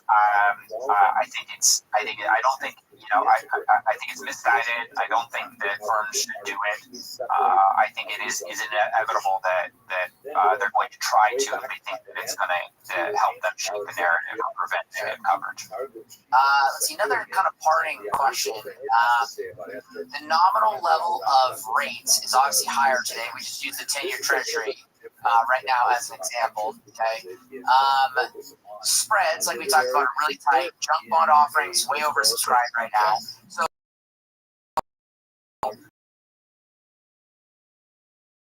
out there in credit market, what can be seen and exhibited. Do you have any view on that as we move forward? In other words, we would say here that there's some trouble in their own funding over the next, say, 2 to 3 years with our deficits. So again, we would say maybe 10-year rates up at 5.5 or 6. How do you look at the lax covenants, lax spreads, lax underwriting right now? Because in some respects, I can say it looks more like 06 in certain parts of these markets than I would say it looks like the bottom at 09. Yeah, well, I mean, especially in private credit, right? If there's a bubble anywhere. My day job is I am the head of a team of analysts, lawyers, and journalists that cover distressed investing, restructuring, and the most in vogue thing is liability management exercises, and that is essentially taking advantage of this like covenant light era and this era of really like open, loose capital markets, because regardless, the quantum of fixed income is just growing. Like, trillions in high yield debt, leveraged loans, private credit, and more, all these, derivatives, other credit. So it's the largest asset class there is, more than there is equities at this point. And, 9fin and what I do is to cover when there is alternative financings or restructurings in those credit facilities. Sure. So the loose covenants, they give sponsors the opportunity to kick the can, capture discount, pit creditors against each other, and do innovative things in order to keep their equity options alive, and that provides opportunity. And that makes things super interesting. It provides a lot of jobs for lawyers and bankers. So like that's what's happening right now. There's not going to be in this environment. There's fewer Chapter 11s like free fall, like defaults. Yeah, and there's a lot more negotiation and out of court debt restructuring. It's not traditional. It's just like ultimately you got too much debt, and you have to do something about it. You have all these options. Yeah, I was talking to a former colleague of mine who's a banker now, and he was talking about how, the cram downs. I mean, the cram downs are happening, and the only thing that usually stops, this mechanistically is these are contractual obligations. So it would be contract law and courts that would decide. And so, to your point, that's the arbiter of these. Ultimately, is what the contracts do and don't allow for, and hence the covenants are super important. Outside of your work, are you active on X? Where can our listeners follow your work, Max? Not too terribly active, but I'm there. Max Brumis, LinkedIn, and Ninefin, right? Ninefin.com. Go there. We have free insights that we post all the time. And if anyone wants to reach out, it's max.frumis@ninefin.com. I have a weekly newsletter that goes out about all the interesting liability management restructurings called the default notice. Happy to send it to you. That'd be great. And Max, I know Connor and I, speaking for both of us, we really thank you for your time and also appreciate you and Sajid's work. Our tribe should go out and buy a copy of the Caesar's Palace Coup to understand how big pools of capital and different incentives can cause sustainable businesses, like we talked about, with temporary crises. Munger said one time that there are 3 ways to go broke: liquors, ladies, and leverage. We definitely learned how leverage can cause that. And I think in future editions of the podcast, we might explore the liquor and ladies side of that as well. So maybe we'll have you back for that, Max. If you enjoyed this podcast, go to Apple, Spotify, YouTube, or wherever you listen to a Book with Legs podcast. Give us a review. Tell others about the books and great authors like Max that we have the chance to study the world with and through. For our tribe, if you have a great book you'd like to recommend, email podcast@smeecap.com. That's podcast@smeecap.com. You can also send your suggestions to us on X. Our handle is @smeecap. Thank you for joining us for Book with Legs podcast. We look forward to the next episode. Thank you for listening to A Book with Legs, a podcast brought to you by Smeed Capital Management. The material provided in this podcast is for informational use only and should not be construed as investment advice. You can learn more about Smeed Capital Management and its products at smeedcap.com or by calling your financial advisor. Forced to hide her Jewish identity, enter into a forced marriage with King Ahasuerus. She had a dramatic choice before her. She could have simply abandoned all hope and said, well, all that Jewish stuff happened prior. It's all over now. The temple is destroyed. No, weight he was brought in this strange land. I should simply acquiesce to this good fortune that has been showered on me personally, has given me wealth and power and tremendous advantage in society. You're listening to A Book with Legs, a podcast presented by Smeed Capital Management. At Smeed Capital Management, we advise investors who fear stock market failure. You can learn more at smeedcap.com or by calling your financial advisor. Welcome to A Book with Legs podcast. I'm Cole Smeed, CEO and Portfolio Manager here at Smeed Capital Management. At our firm, we are readers, and we believe in the power of books to help shape and inform investors. In this podcast, we speak to great authors about their writing. The late, great Charlie Munger prescribed using multiple mental models and analysis. We analyze their work through the lens of business, markets, and people. Hosting this alongside of me is our newly minted Chief Operating Officer, who comes from Wall Street, sure enough, Connor O'Callaghan. Good to be here. Glad to have you, man. You ready to jam and have some fun? You know it. I'm ready. Okay. Let's do it. Here we go. In this episode, we will discuss deal making, financing, legal, and maybe most interesting to our listeners, the masters of the universe. Max Brooms is joining us to discuss the Caesar's Palace Coup they co-authored with Sajid Inda.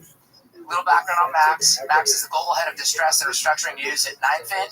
He previously was a global head for LevFin Insights, part of Fin Solutions. Max has a master's in journalism from Northwestern University, probably one of the most famed journalism programs in the country, I might add. And more importantly, maybe a bachelor's degree in cognitive science from the People's Republic of Berkeley. Max, really glad you're here with us today. Thanks for having me on, Cole. Good to be on here with you and Connor. Yeah, this will be fun. And just for our listeners, this book is there's a lot. It's fast paced, lots of people. And I think, Max, you did a really good job of keeping structure in people's mind, and we'll look at some of that structure discussion. Also, just the opening where it's like, hey, remind me of who is who and who's tied to what. You did a wonderful job. And so let me just kind of kick it off. What caused you and Sajid to come together? Obviously, Sajid was a writer at the Financial Times, I think, at the time. How did you guys connect, and how did this story become your story you guys write together? It's great to meet you. And also, I'll say in reference to your opening that the Caesar's Palace coup was Charlie Munger's pick of the year unveiled at the Berkshire Hathaway conference. I agree. In fact, I'll add to that. So we have a listener. His last year, second to last year. Yeah, second to last year. So we have a listener, to your point. We call him Superfan Steve. He's a personality, I guess, in the podcast. And he said, "Oh, Charlie Munger recommended this book. You guys have to do it." And I thought, well, if Superfan Steve and Charlie Munger agree on it, then we better do it. So I agree. And that was, I think, that's 4 years ago now that Charlie mentioned that. 3 years ago, something like that. Yeah. So we appreciate him, appreciate Steve for reading the book and recommending it. And yes, we would be remiss in not mentioning just the extraordinary business journalist Sajid, who co-authored the book with me. And the way we met was on the social media platform formerly known as Twitter. I like my career has been very niche in journalism, specialized journalism. Probably the most general interest I got was reporting on private equity for the Deal magazine in New York.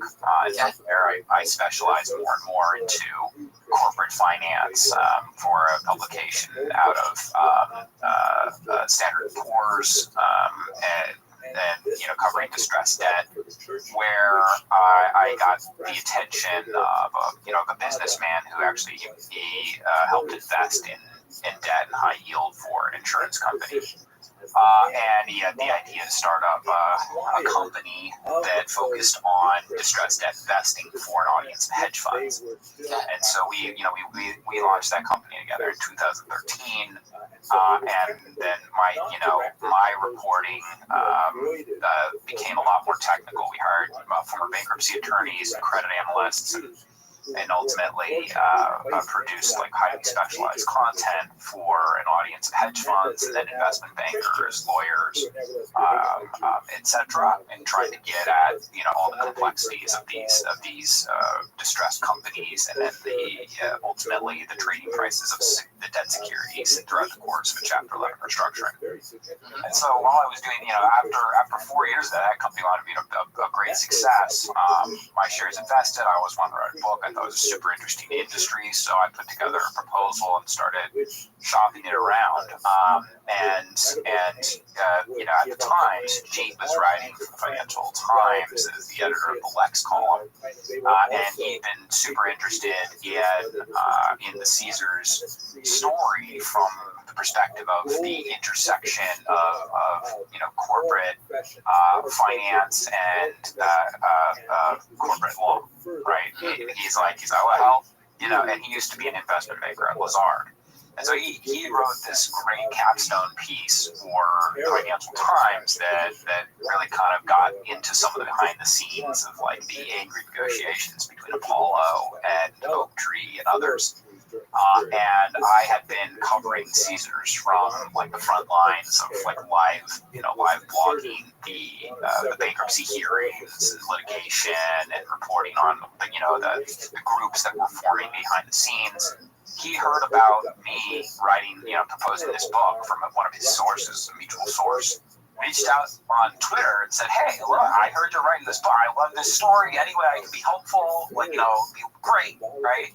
So he slid into my DMs. I messaged back. I'd be like, "Man, I'm big fan. Let's meet up." We did. It was clear. He was amazing. And I said, "Let's just write it together." He said yes, and the rest is history. Nice, that's really fun. So you start out with Gary Loveman at the beginning. You kind of give his background at Harvard.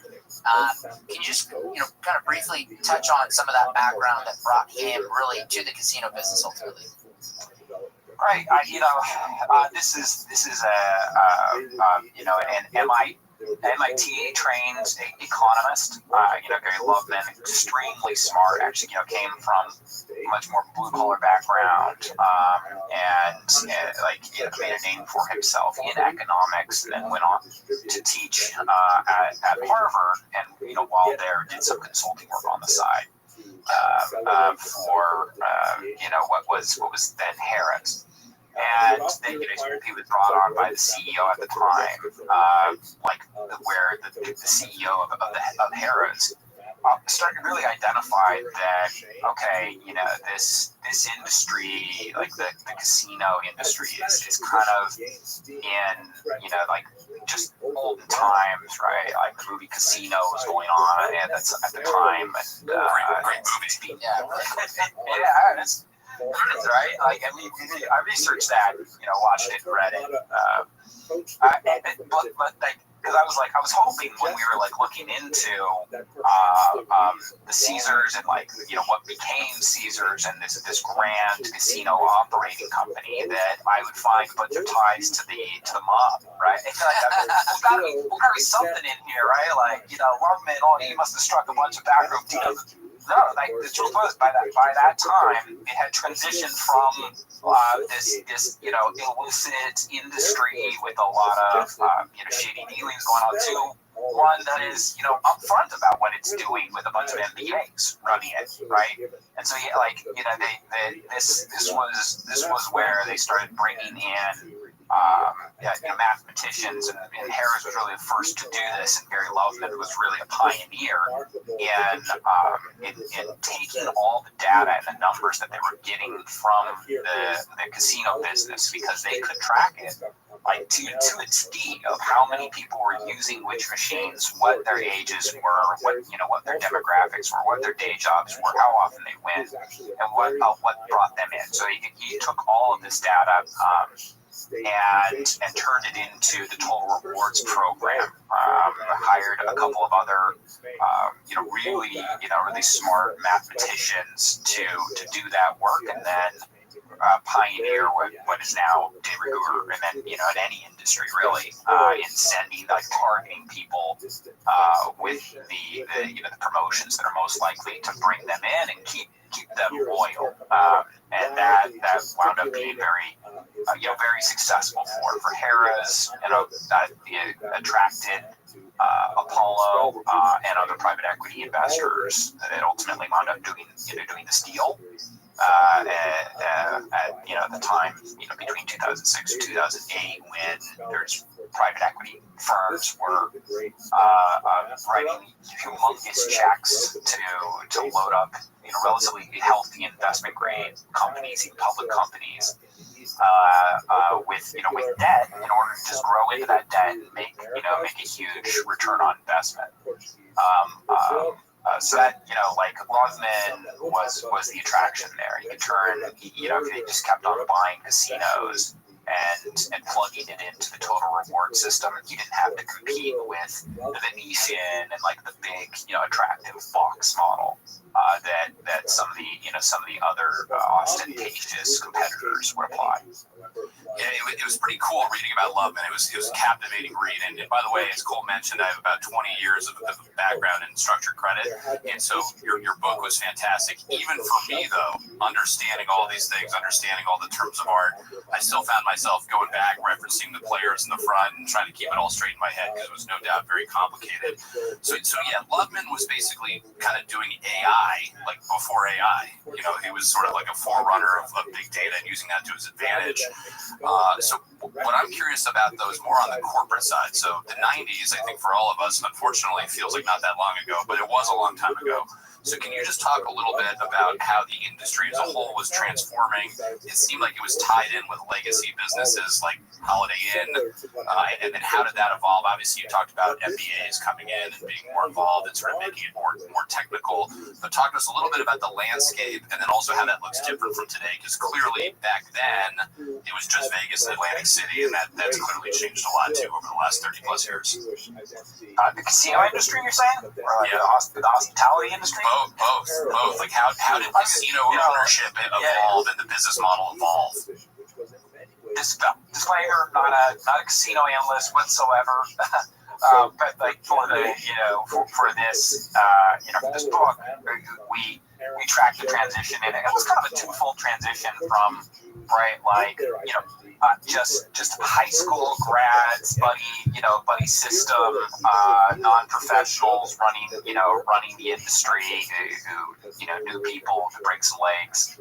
To MBAs, and then from MBAs to PhDs, right? So that was like the transition, and Loveman really led like that, the transition into like the PhDs who had put the most complicated, like formulas into practice in order to really make sure that anyone who liked gambling would be loyal to their brand. And then since then, I think that there's been another transition to more like entertainment. Right, so it's like at the height of it, it was there was a big like there was a way to draw people for the gambling itself, and like get people who were really hooked on it to come back time and again, and then there was this understanding that they wanted to bring in families, events, start the residency over at Planet Hollywood. Which we talked about a little bit, right? They brought in Britney Spears by being incredibly successful, and then building the big like attractions across the street from Caesars as well. And so that was a transition as well. So I kind of like describe that as being how the casino industry changed over time. About the time that it became legitimate, right? It's like it's an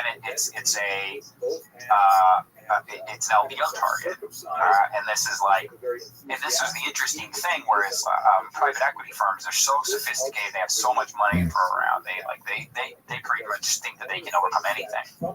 And the licensing process to become an owner of casinos, in Las Vegas and elsewhere is very, very, very rigorous. Right? Like we described how they had to go through this process of getting interviewed by the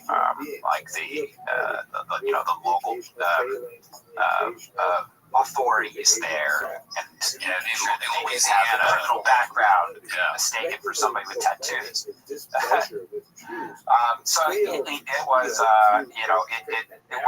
a very high bar to break into that industry.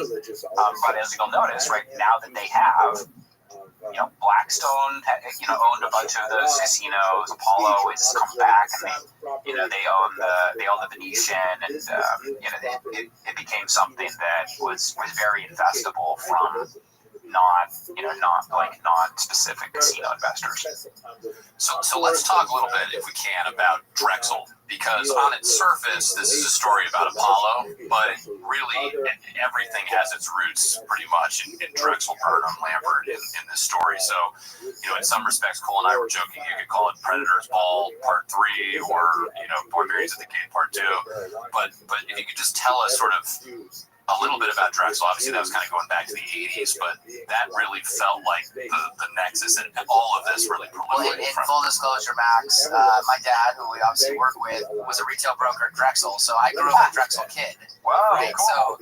So it's like one of those things where everything tied to Drexel. I was like, in your book, I was like, oh, this is amazing. Well, and just a quick point on that. Bill Smee talks about how when Drexel went under, that was one of the toughest times of his life. He thought his career was over, his life was over. And, it's an age-old, once one door closes, another opens, and clearly things have gone very well for Bill Smee in the ensuing decades. But it was quite a time. So if you could elaborate on that a little bit, that'd be awesome. Yeah, it was it was a fascinating rabbit hole to dig into, and like really you could trace a lot of the entire first the high yield jump bond market, as well as distressed debt investing, and like the explosion of just corporate credit and all the facets of it back to Mike Milken and Drexel really being the ones that pioneered arranging and trading these bonds for riskier companies. Milken studied at Berkeley. It was like it was something where, and how Marx, of Oak Tree, recognized it and left to start Oak Tree with this thesis that if you if you buy a critical mass of these riskier bonds, then you'll actually, even with the additional defaults, you'll wind up making more money because not all of them are going to default, right? So that really created this world. They were the favorites of Milken, who the junk bond king, giving people these huge amounts of high yield debt, including barbarians at the gate, right, to complete humongous LBOs, and when it blew up, it didn't go away. It spawned a bunch of successors, including Apollo. Right, Leon Black was one of the major lieutenants of Mike Milken. He's really like the senior founder of what became Apollo, with some distressed assets after they started trying to relaunch the firm, and then he brought on Mark Rowan and Josh Harris as well, who are named co-founders, but they were a little bit junior at the time, but they're so brilliant in and of themselves. They got titles as being co-founders of Apollo, but they all came out of Drexel, and as did Bruce Karsh and others at Canyon, and across a number of different firms that knew how to invest in risky debt, and then ultimately that knew how to invest in distressed debt and how to navigate a Chapter 11. And before a lot of the information in Chapter 11 has been democratized by various services, including Fitch and Debtwire and Ninefin, where I work right now, and making it really easy to access court documents and people summarizing them and live blogging court hearings. Like, all that stuff was not accessible to most people. And so firms like Apollo or Oak Tree or eventually Canyon and were able to, at Silver Point, a number of the firms that are mentioned in the books, make a much better risk return than other funds for quite some time, because they understood the process of bankruptcy and where to buy into a capital structure at a huge discount in order to either come out of a bankruptcy with a company owning debt of a company that has been delevered and de-risked, or owning that company at a discount to what its actual value is, and that is the crux of the distressed debt investing industries, like origins. When Max, the other thing it made me think of was, I think Milken's first job at Drexel, he was a REIT analyst. So it's funny that in this deal, we effectively have a REIT in the PropCo-OpCo structure that I'm sure we'll talk about later. But again, this is it's like you can see, it's like you use a black light, you see Milken's name on the wall everywhere, but in broad daylight, it's just a wall. So, the other thing that's amazing is to be the number 3 person effectively at a firm like Josh Harris, kind of like the junior co-founder, and you end up owning multiple sports teams. Yeah. That's a pretty good sign that the company you started went pretty well. Yeah. Hi, I'm Cole Smeet, CEO and Portfolio Manager here at Smeet Capital Management and host of this podcast. If you enjoy this podcast, I'd like to invite you to check out SmeetCap.com. At our firm, we are stock market investors. We advise investors who fear stock market failure with a discipline that has proven success over long periods of time. Learn more about our funds at SmeetCap.com. Past performance is not indicative of future results. Investing involves risks, including loss of principal. Please refer to the prospectus for important information about the investment company, including objectives, risks, charges, and expenses. Read and consider it carefully before investing. SME funds distributed by UMB Distribution Services, LLC, not affiliated. There's also some interesting tie-ins here, right? So it was really Bonderman via Tom Barrack, who clearly became more nationally known during the first Trump administration. That's what really got Bonderman into the casino business, because if I'm not mistaken, Tom Barrack at one point had bought a casino from Donald Trump. Is that am I remembering that correctly? Sounds right. Yeah, Trump is, it's a couple mentions here for the casinos and restructurings. Well, and I think it's part of the overall arc of the sort of book. To your point about knowing when to buy in, where to play in the capital structure, because I think Trump's foray into the casino business didn't go great. But overall casinos did well. It was really a timing and a capital structure. Well, and just, Max, we also talked to Wilbur Ross on his book Risks and Return, and how he got to know Trump was via the Atlantic City Casino that he was part of the restructuring of that. And the reason why their incentives aligned was back to this idea you had in your book, which was that you have to sit in front of the gaming commission to get approved to be the owner. And so, like Wilbur said, we were the capital, he was the license. Okay? And that's what made this work, and that's how some of these oddly symbiotic relationships began or accrued over time. Should we talk about the timing a little bit? Yeah, timing. I think that's a question. So it's interesting. It feels like 2006, kind of when this got going. Clearly, the timing ended up being bad, but it was sort of a golden era for LBOs. Obviously, TXU was around the same time. That went horribly badly as well. But talk to us a little bit about what sort of the market looked like in the lead up to the financial crisis, and obviously the relativity of it too, because I think what was happening then seemed huge at the time and record setting at the time.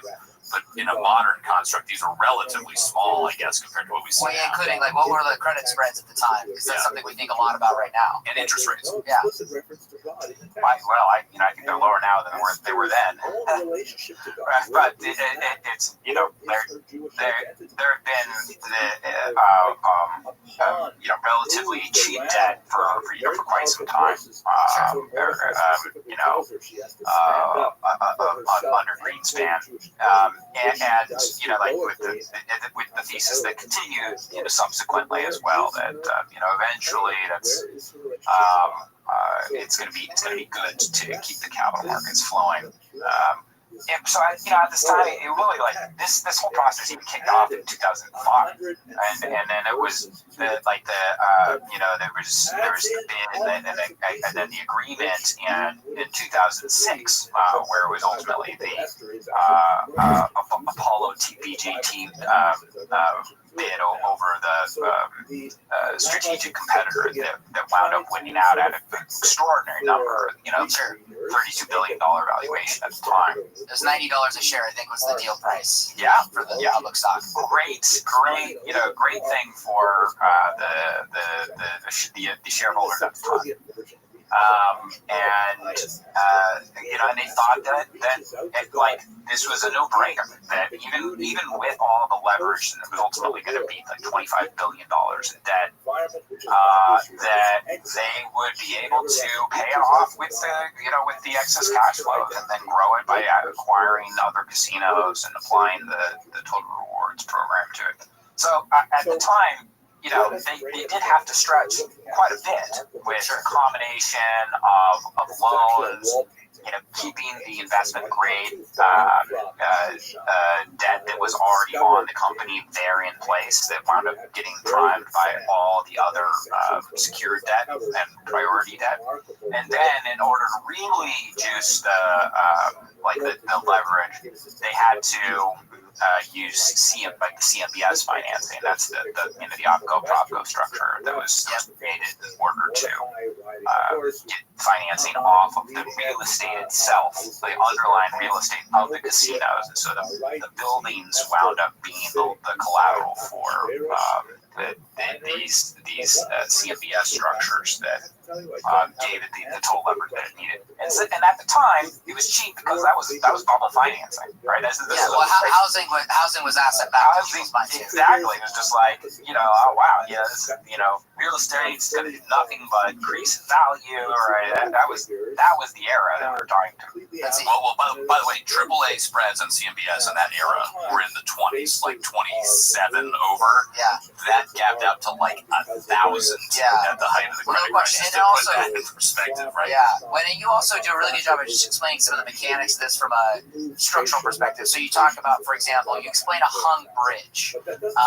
Obviously, these banks that were financing a lot of the leverage side of this, they were getting an origination fee. They made some nice fees at the start of the deal. The question is, will they make money in the end, which tends to be the banker's dilemma, as they say. It actually reminded me of Twitter's buyout. Like, I mean, we're still looking at the debt now. Yeah, it's a hung bridge on Twitter, and they're starting to market the debt finally. It's hot right now. I mean, it's amazing that they think that they're going to sell it at 90 cents. Maybe they already have. Well, I agree. But again, analogously, to your point, spreads are tighter now. Now, spreads are tighter, but the nominal cost of money is much higher today, right? But the spread's tight. And so, as we were reading their book, it was such a helpful thing to think about, because it's like, okay, where are we at in the cycle? And, the idea of payment in kind, which you introduce to your readers to make sure they understand how that's used, that just elongates the runway. But that's all it does. Sooner or later, things have to be dealt with. And so, yes, spreads can help get things financed. The amount of demand, as you pointed out, with a Twitter's debt right now can help things, but it still has to get sold to someone. Yeah.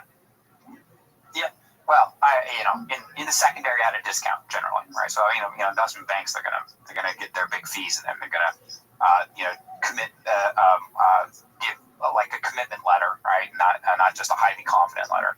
Yeah. Which kind of from the Drexel days. The Drexel days, right? Really grateful for that.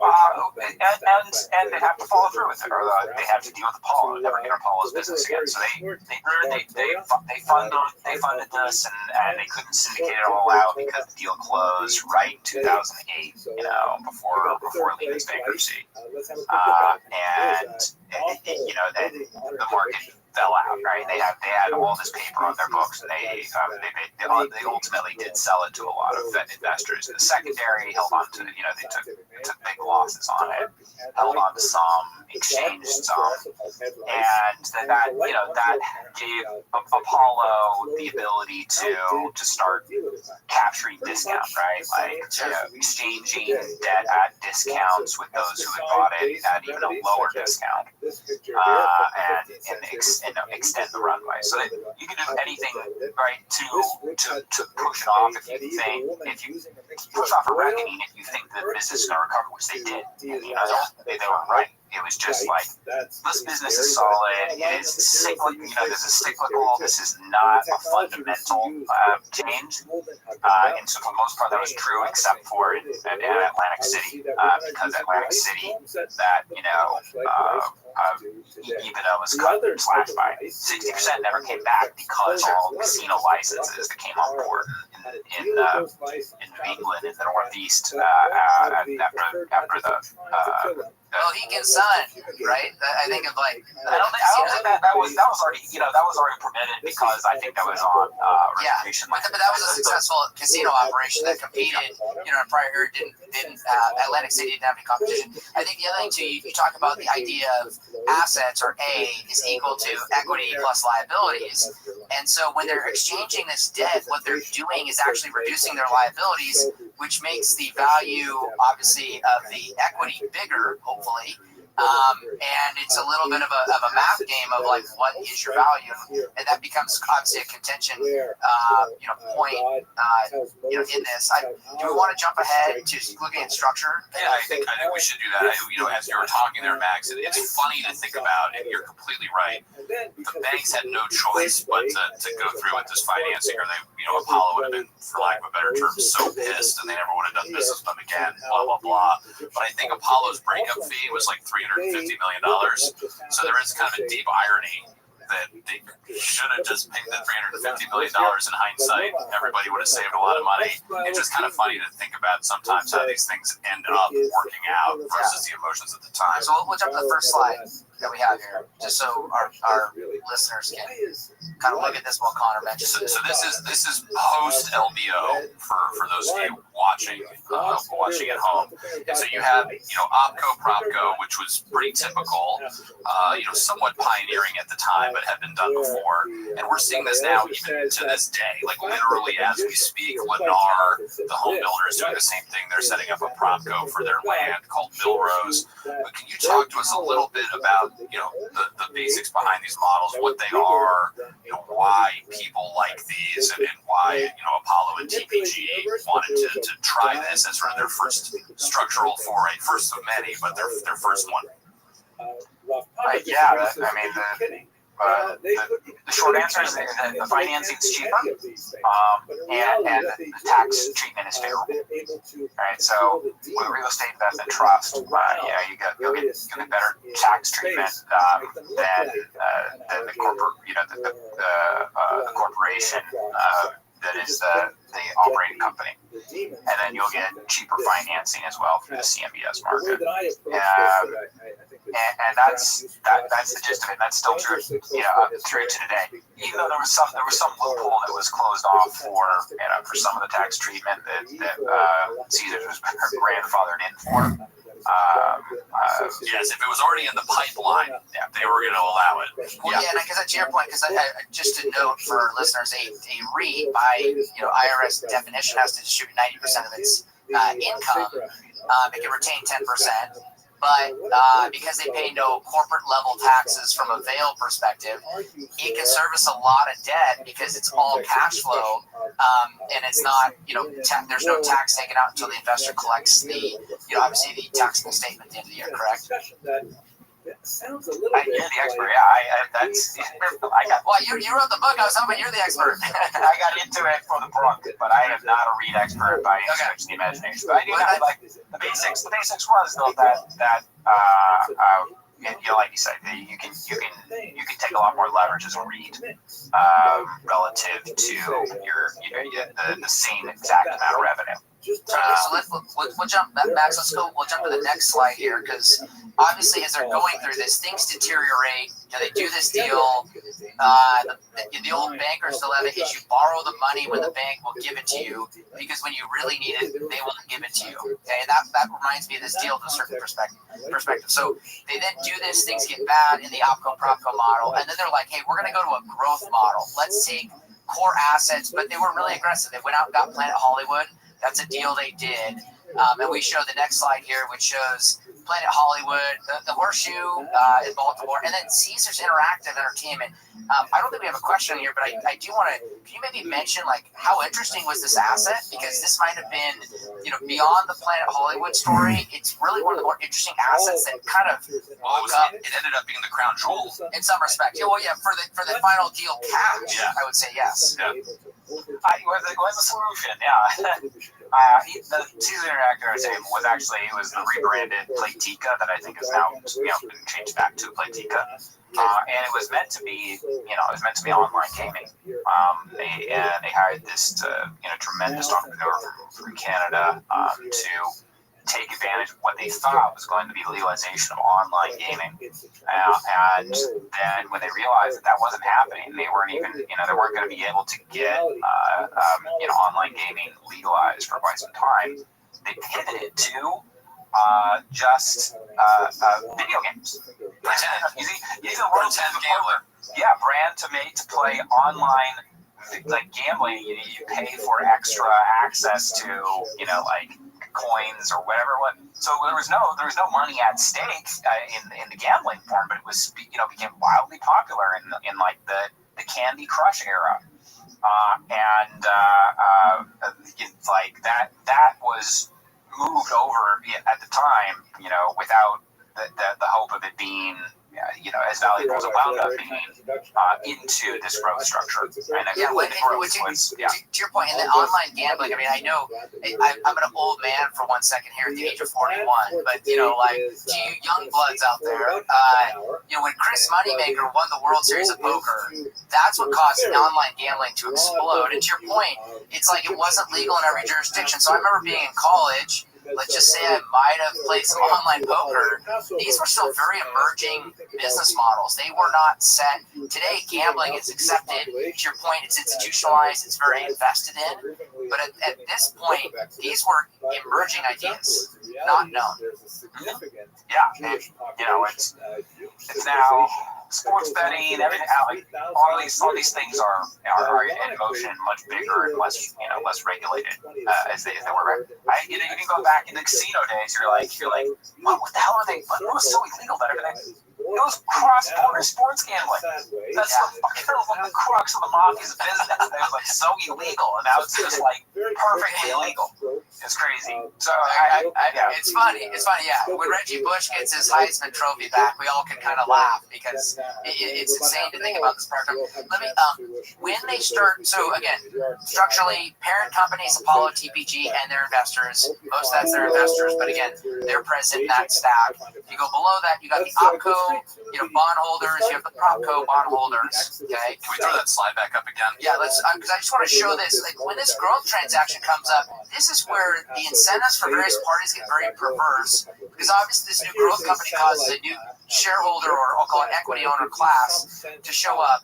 And this is really what opens Pandora's box, the idea of fraudulent conveyance, I would say. I think is what I took away from your book. Can you explain briefly what the idea of fraudulent conveyance is and how applicable it was beginning with this? And I would say in addition to that, too, there was almost like a comical aspect to this. That might not be the right word, but I'm sort of like mentally rolling my eyes when you see like, the new structure, they just kept getting more and more ridiculous. So yeah, if you can talk about fraudulent conveyance and just sort of overall, this like really was pushing the boundaries, I think. In retrospect, yes. At the time, I mean, like, it was so opaque and so complicated.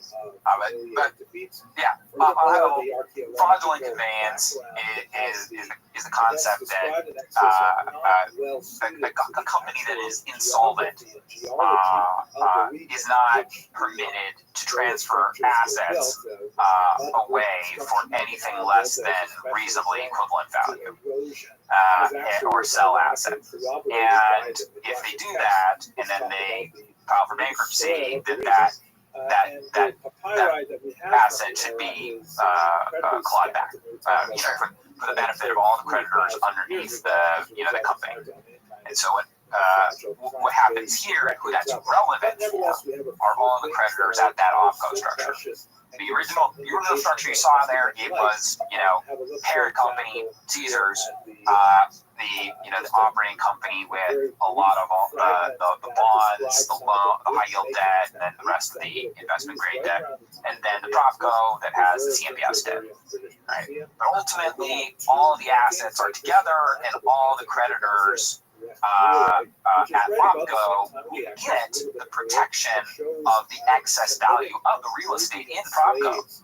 Were the company to file for bankruptcy and all the CMBS recovered.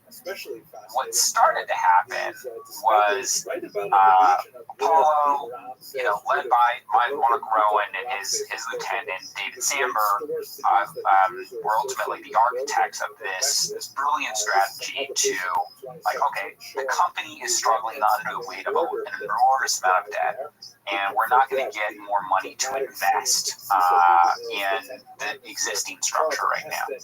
So we're going to create the Caesars Growth, right? And this is a great title, and we're going to put new money into Caesars Growth, right?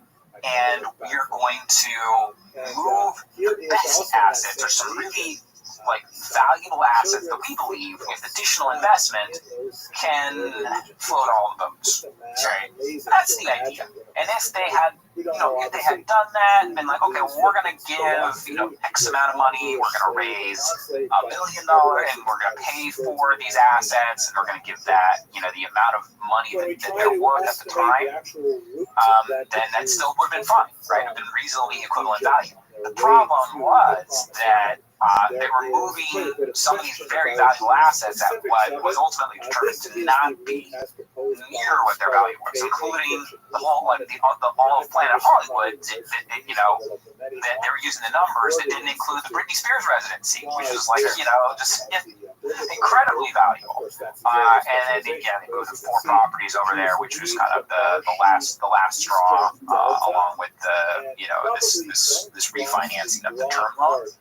And that's what created this potential argument for fraudulent conveyance when the company ultimately did file for bankruptcy.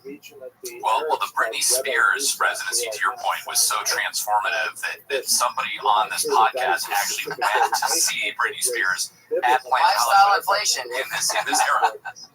Yeah, but it's a big draw. And to your point, I mean, I think I didn't. It was I did not know. I mean, I knew it was a popular show. As a man who married a millennial woman who was born in 1983, I know that was a massive draw for that, call it category. And to your point, millennials started to go to Vegas really precipitously with that.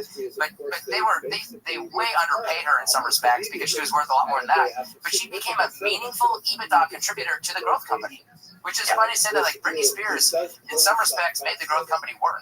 So if Mark Rowan is listening, just let it be known that Cole Speed did his part to try to keep Caesars afloat as long as possible. Well, but you touched on something that I wanted, because this is a nuance.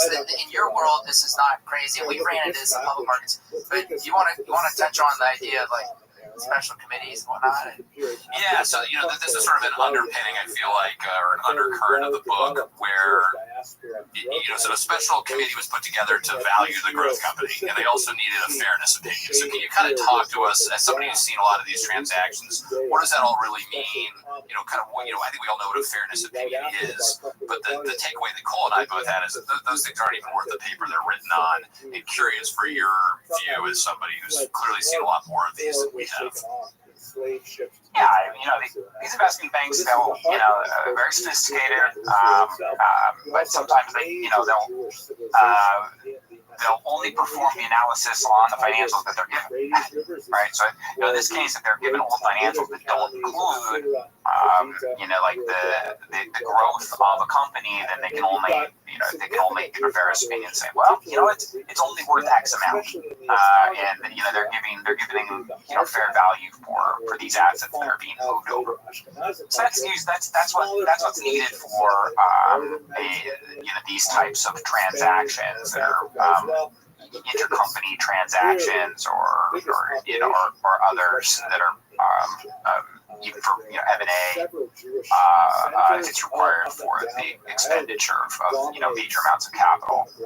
And if they have current financials and it's a lot more transparent, then it's important for a board to make the decision to proceed with a certain transaction.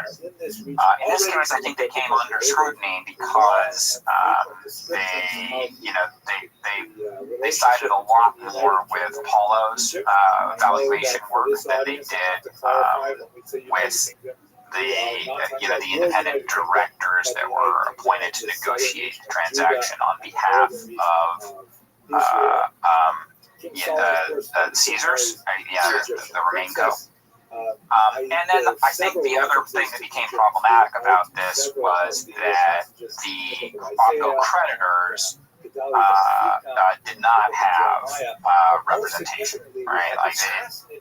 There was no, for the longest period of time, there weren't independent directors for OpCo. Sure. Well, because your point, Apollo TBG's counsel was the OpCo, which is Paul Weiss. And I think we have a little. We'll come to your footnote later. Your footnote was very interesting. But I think what Max just said was that was the crux of the whole case. Really, the OpCo creditors didn't have any representation, and they should have many years before they got it. Well, and to your point, and this kind of rolls into our next question. And actually, I want to put up our third slide, which is kind of the final structure slide that you show in your book. Apollo and TPG at this point, they can't say this. So, like Samber, he's playing bulldog in every conversation with everyone, when in reality, they're just buying time. They're trying to buy time to realize the value of their equity and trying to in every way, do that.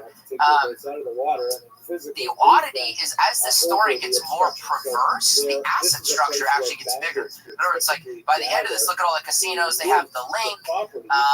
You got the Cromwell in there. By the way, life hack, 100-1 odds behind the pass line at the Cromwell. Probably my favorite place to throw dice. But like Dre's nightclub at the Cromwell is getting thrown into this because Mark Rowan knows Dre, and therefore the nightclub comes about. The asset base is getting bigger and bigger and bigger, but those are all transactions to buy time. Is that fair? Well, they wanted both. Right? Like I think that's the interesting thing about this was that you had TBG and you had Apollo, where you had they are connected. They have all these ways of adding value, right? And they do create a ton of value. They push for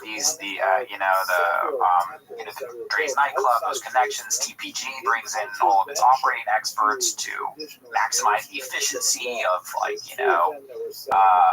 changing the rooms, right? We have they called the getting strong guys to go in and change the sheets to make it quicker, right? They'd strip it. It's like a McKinsey solution that you get, right? Like, it was. That's exactly right. And those things are helpful. They made the organization more efficient. They made it grow. You have the Caesars Interactive Entertainment growing its user base and value this whole time. So those things too create a ton of value while they're doing this, and that's been the whole idea.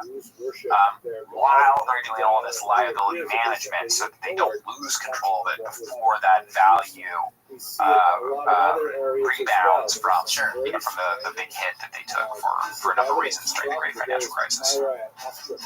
We hope you're enjoying the podcast. We work hard putting together this show, but we work even harder for our investors at SME Capital Management. At SME, we believe in disciplined investing, which is why the SME funds have a proven track record of long-term outperformance. If you're an investor who fears stock market failure like I do and want to invest in wonderful companies to build wealth, we invite you to visit smecap.com. Past performance is not indicative of future results. Investing involves risks, including loss of principal. Please refer to the prospectus for important information about the investment company, including objectives, risks, charges, and expenses. Read and consider it carefully before investing. SME funds distributed by UMB Distribution Services, LLC, not affiliated. Yeah, I mean, I do agree that it was a time game insofar as I think the strategy was, to your point, Max, add value, kick the can down the road. We all know from basic options that an out-of-the-money option, time is your friend. And so the longer they could stretch it out, maybe they got lucky. And also, they almost did. And also, markets are a confidence game. Yeah. And as long as you showed confidence, people wouldn't question you. It's when people had a lot of facts against you that they questioned your confidence. That's right. So another interesting, again, the story is fascinating. And there are all these sidebars. Yeah. Just when you thought it couldn't get weirder, it got weirder. And Max, if you had written this as a Hollywood script fiction, you would have gotten laughed out of the office. They would have been like, this is too ridiculous. This could never happen. Or a pass. So let's talk a little bit about the Trust Indenture Act of 1939 and one, kind of what that was about, what those sort of lawsuits there were about, and then have this really reach the highest levels of politics in Washington. This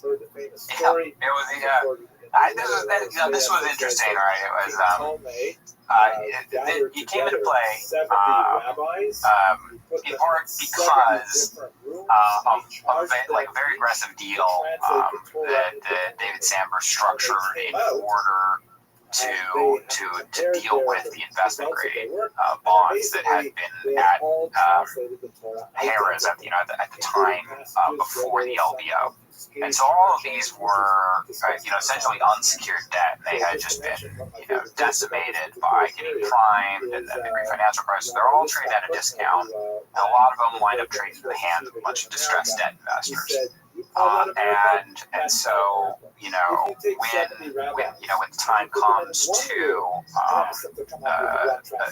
try to refinance them or take them out, David Sandberg's trying to do it in a way that can At any rate, they you translated take out as many as possible with as little money as possible. And Caesars itself had actually been buying some of these up at a discount. And But you call that whack-a-mole. He was playing whack-a-mole, I think, is whack-a-mole. Right? Yeah. And so like the investment grade bonds, they weren't secured, but they did have this Depression era protection called the under the Trust Indenture Act. And so when Sandberg orchestrated this transaction, that essentially was done with 2/3 of the bondholders leaving out the other third, exchanging for new debt into a better piece of paper at growth. They went to almost zero. Right? They want the one third of the bondholders went completely to zero. Meehan Combs at the time led the charge in organizing, hiring counsel, Jim Millar from Drinker Biddle at the time, now Fager Drinker, and to look at what can we do here to try to capture, get some more money back, right? Maybe it was like $94 million left. It wasn't that much, right? That was the irony of this. And there was this argument that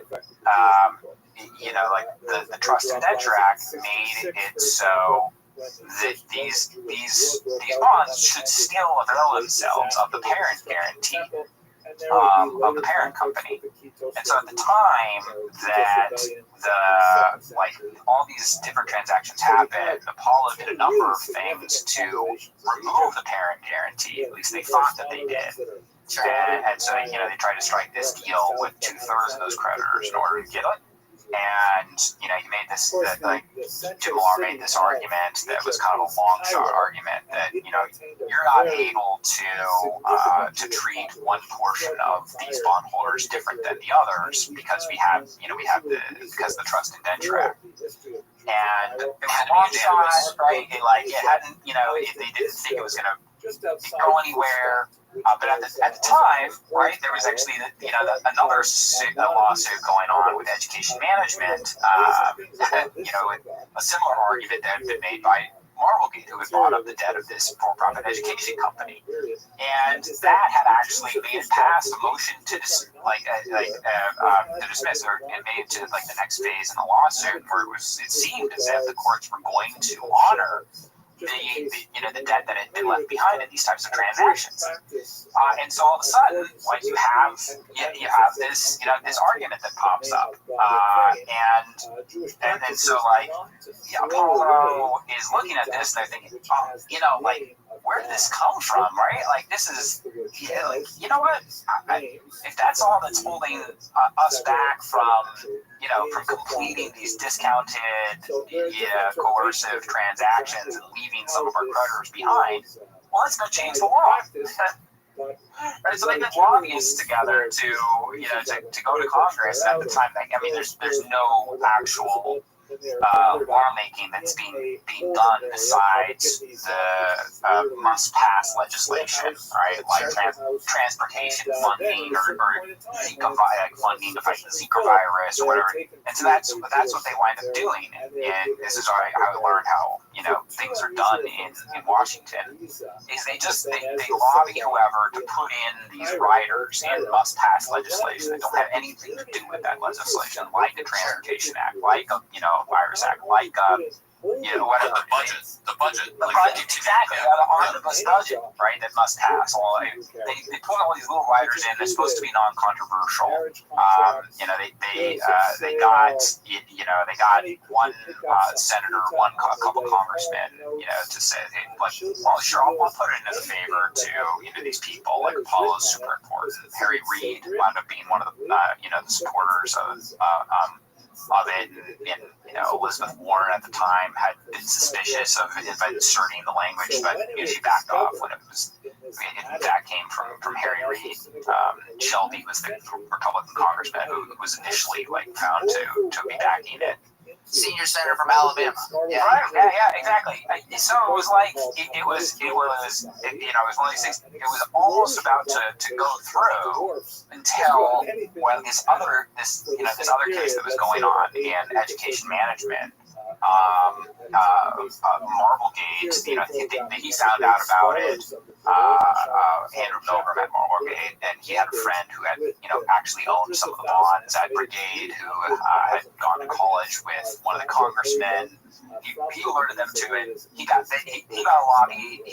lobby firm. Oak Tree got some lobbyists together, and they like convened on anybody that they could to say that this is bad law. This is bad. You know, like, you can't include this language. And it was about to pass, but they ultimately got enough, you know, people to listen to them to just cut it from those must-pass pieces of legislation, and thereby, you know, and so the argument still held up, right? Like that law was still a threat to Apollo in the Caesars case because of this lobby, right? So they're trying to change the law in order to you know, continue to perform the restructuring, you know, the way that they wanted to. There's a little bit of a spoiler alert here, but for those of you at home who may not read the entire book, something that's super fascinating is that this whole threat of the TIA, you know, the Marblegate lawsuit, that's what really scared Apollo and TPG ultimately, because had that kind of gone all the way through and become sort of settled law, they would have been on the hook for double-digit billions of dollars. They found out literally the day they were signing off on everything and moving forward that actually Marblegate was going to be unsuccessful. And so this fear, this sort of Damocles sword they had hanging over them this entire time, ended up being nothing, and they found out at the 11th hour, and they're like, you know what, it's over, let's go to the town. The other odd, you know, again, this has been talked about in the last 5 years, so this is not unique to discussion in, I'll call it, legal forums or credit forums. But the other thing that you talk about is what Elliott did through the CDS. You called it, I think it was your chapter on it, was called First Derivative. And they bought CDS. They obviously owned bonds as well, but they bought CDS, and you went to the company and said, you know, you should go into bankruptcy.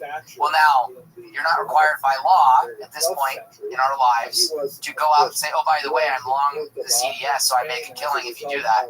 And so it's this whole idea of like insider dealing. Is it insider dealing or not? And is there any ethical standards for that? That's been debated a lot in the last 5 years because there's more instances of this coming up. But isn't that an inherent issue that's, you know, maybe since the Bankruptcy Act of 1978 really has not codified the rules around a derivative like that? Is that fair? Yeah, and to my knowledge, I don't think there's no rules against insider trading in CDS right now. So, you know, that's not a joke. That's actually true. And again, just to expand on that, what Elliott really did was it was all a timing play. I think the markets kind of knew that a bankruptcy was coming, but the markets were pricing it in much later than it ended up happening. Yeah. But Elliott had debt that needed to be restructured, and so they kind of had Apollo right where they wanted them. They loaded the boat on the timing of the CDS, betting that it was going to be sooner rather than later on the bankruptcy filing, then went to Apollo and said, hey, we're willing to cut you a deal and renegotiate this debt contingent on you filing for bankruptcy now. Sleight of hand. And they did that, and it ended up paying off to the tune of hundreds of millions of dollars. And so, yeah, I agree with what both of you are saying. It feels like insider trading, but legally, it's not. It's the rules. It's the rules as they're set. Yeah. So this, you know, there's been some pushback around that. And, you know, the counterparty to Elliott for a lot of that at the time, you know, was GSO, and then they later got into a big fight over another seat manufacturer default. It's, you know, Hovnanian is what they became called. Yeah, like it was, you know, this is what hedge funds do. Right, it was a very, you know, very ballsy but very savvy move to buy into the first lien bonds with Elliott Management, led by Paul Singer, and the investment professional who was doing a lot of this is Dave Miller. You know, he's now one of the heads of distressed investing there, and it like to then become Apollo's only friend, right? And that's what happened, is that they Caesars wound up filing with just one creditor class signed on to a restructuring support agreement. And that was the first lien bonds. And there was a lot of them. It was $5 billion plus in first lien bonds, but out of an $18 billion capital structure, it wasn't going to be enough to get the thing done. Hey, I want to give a big shout out to everyone who's been working so hard on the show. We recently hit the top 10 investing podcasts on Apple Podcasts, and even number 1 in the business category in several countries. As you may know, this show is brought to you by Smead Capital Management. Smead Capital Management understands how frustrating and illogical the stock market can be. If you're searching for funds with a proven track record, give the Smead funds a look, or better yet, reach out at smeadcap.com. And don't forget to mention that you're a fan of the podcast. Past performance is not indicative of future results. Investing involves risks, including loss of principal. Please refer to the prospectus for important information about the investment company, including objectives, risks, charges, and expenses. Read and consider it carefully before investing. Smead Funds distributed by UMB Distribution Services, LLC, not affiliated. Well, the other thing that struck both Cole and I when we read this was there was a lot of sort of personalities in the story, obviously, but there were also a lot of personal relationships that went back in some cases many decades. You had Howard Marks trying to rein in Ken Liang because he was friends with Leon Black. So if you could talk a little bit just about how you feel like that impacted it. And things also got deeply personal, too. I mean, there was that one time where Samber wanted to do something very graphic to Ken Liang's oatmeal. Just curious how the personalities and the interpersonal relationships behind the scenes sort of had an impact, for better or worse, on this entire affair. Yeah, and that was part the most gratifying as a journalist, and being able to delve into the personalities behind these transactions. Business journalism, a lot of there's XYZ company, does this, that, and the other thing, right? And like a lionizing profile of a master of the universe. In this case, we really because both Steve and I had such good reputation and sources, and then there was a group of winners that really wanted to talk about how brilliant they were, and then once we got that story, the other side was like, well, it wasn't quite like that. We got to get into a lot of these these personalities and the relationships. How three of the main players here went to the same finals club at Harvard, right? Two of them, between Cheney and Dave Miller, were really good friends from boarding school. Sure. So and then there's that whole connection between everyone who is at Drexel at one point, and it is it's a small world in some ways, but it's very impactful, and it has these far-reaching connections as well. And the book was an opportunity to get into those and draw them together and see how they did make an impact, right? There are personalities. There are people that take things personally, or a lot of things are irrational. And that's that's part of doing doing business in this industry, and not all industries, I think. Yeah, to your point, it just gets messy. As Jim Milstein put it, and this might be my favorite quote in the book. Quote, "This mess had many fathers," end quote, which is his way of explaining it is my, client's fault, but there's a lot of faults, in effect, is what he was saying. Because he didn't want to admit that Apollo and TPG had done something wrong necessarily.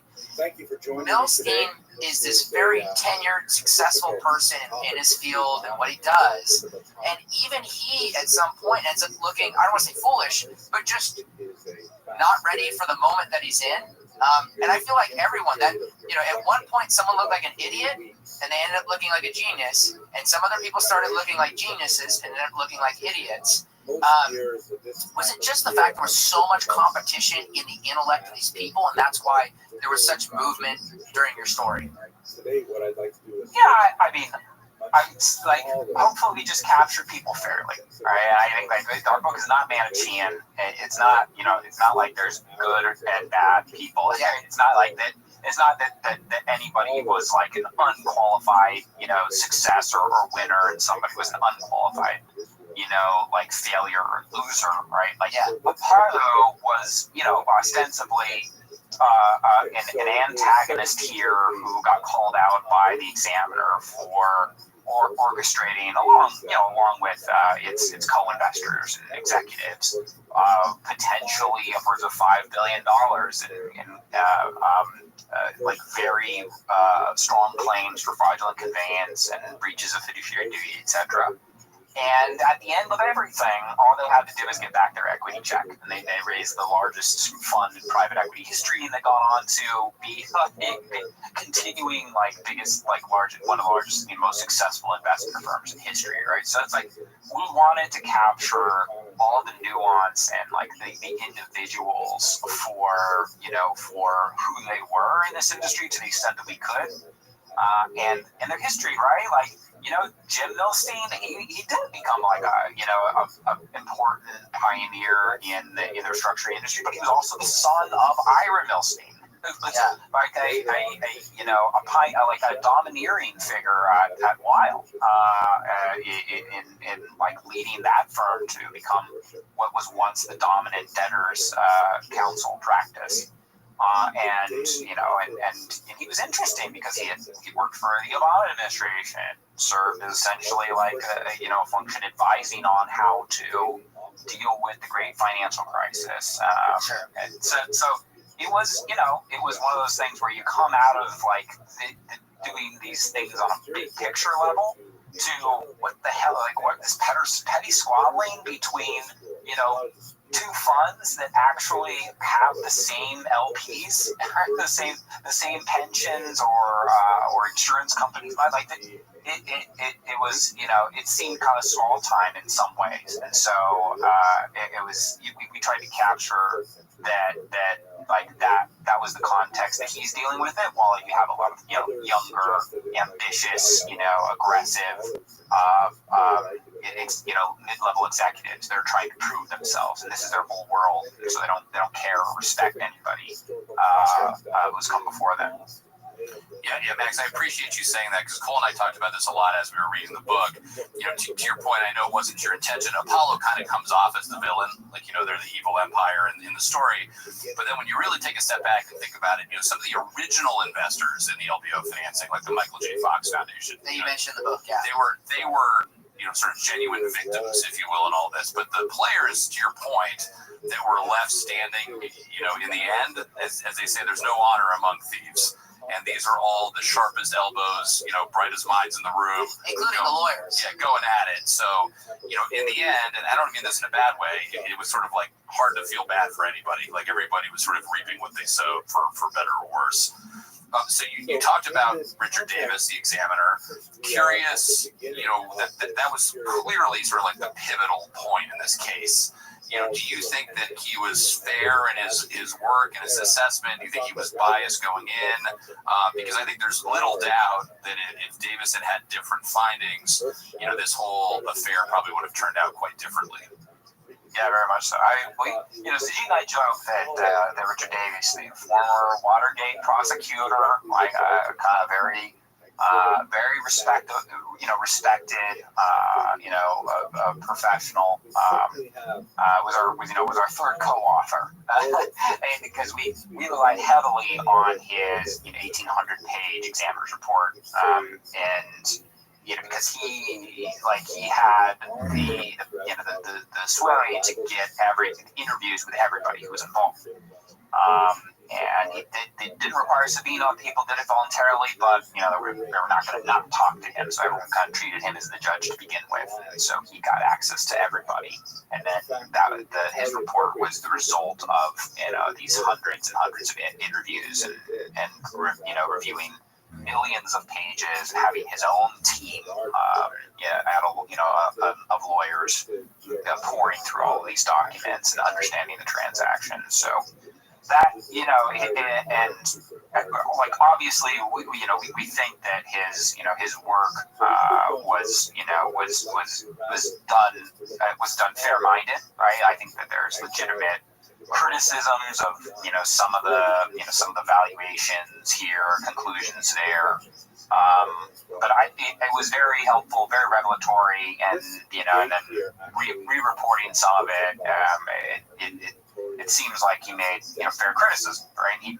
The smoking gun for him with Paulo was that, like, in their mindset, they had this slide that was presented internally where it said, okay, well, we're gonna move all these assets so we can grow, the good ones, and like we'll be able to, right, like maybe save the company, but like. In the case that things don't go well, we'll be in a better position, like negotiating position with creditors in the event of bankruptcy, so we can have our cake and eat it too, right? And like this was all being done without there being anyone that was looking out for the creditors of OPCO at a time where ostensibly that it was insolvent, which you have a fiduciary responsibility to the creditors of the company at the point that it might be insolvent.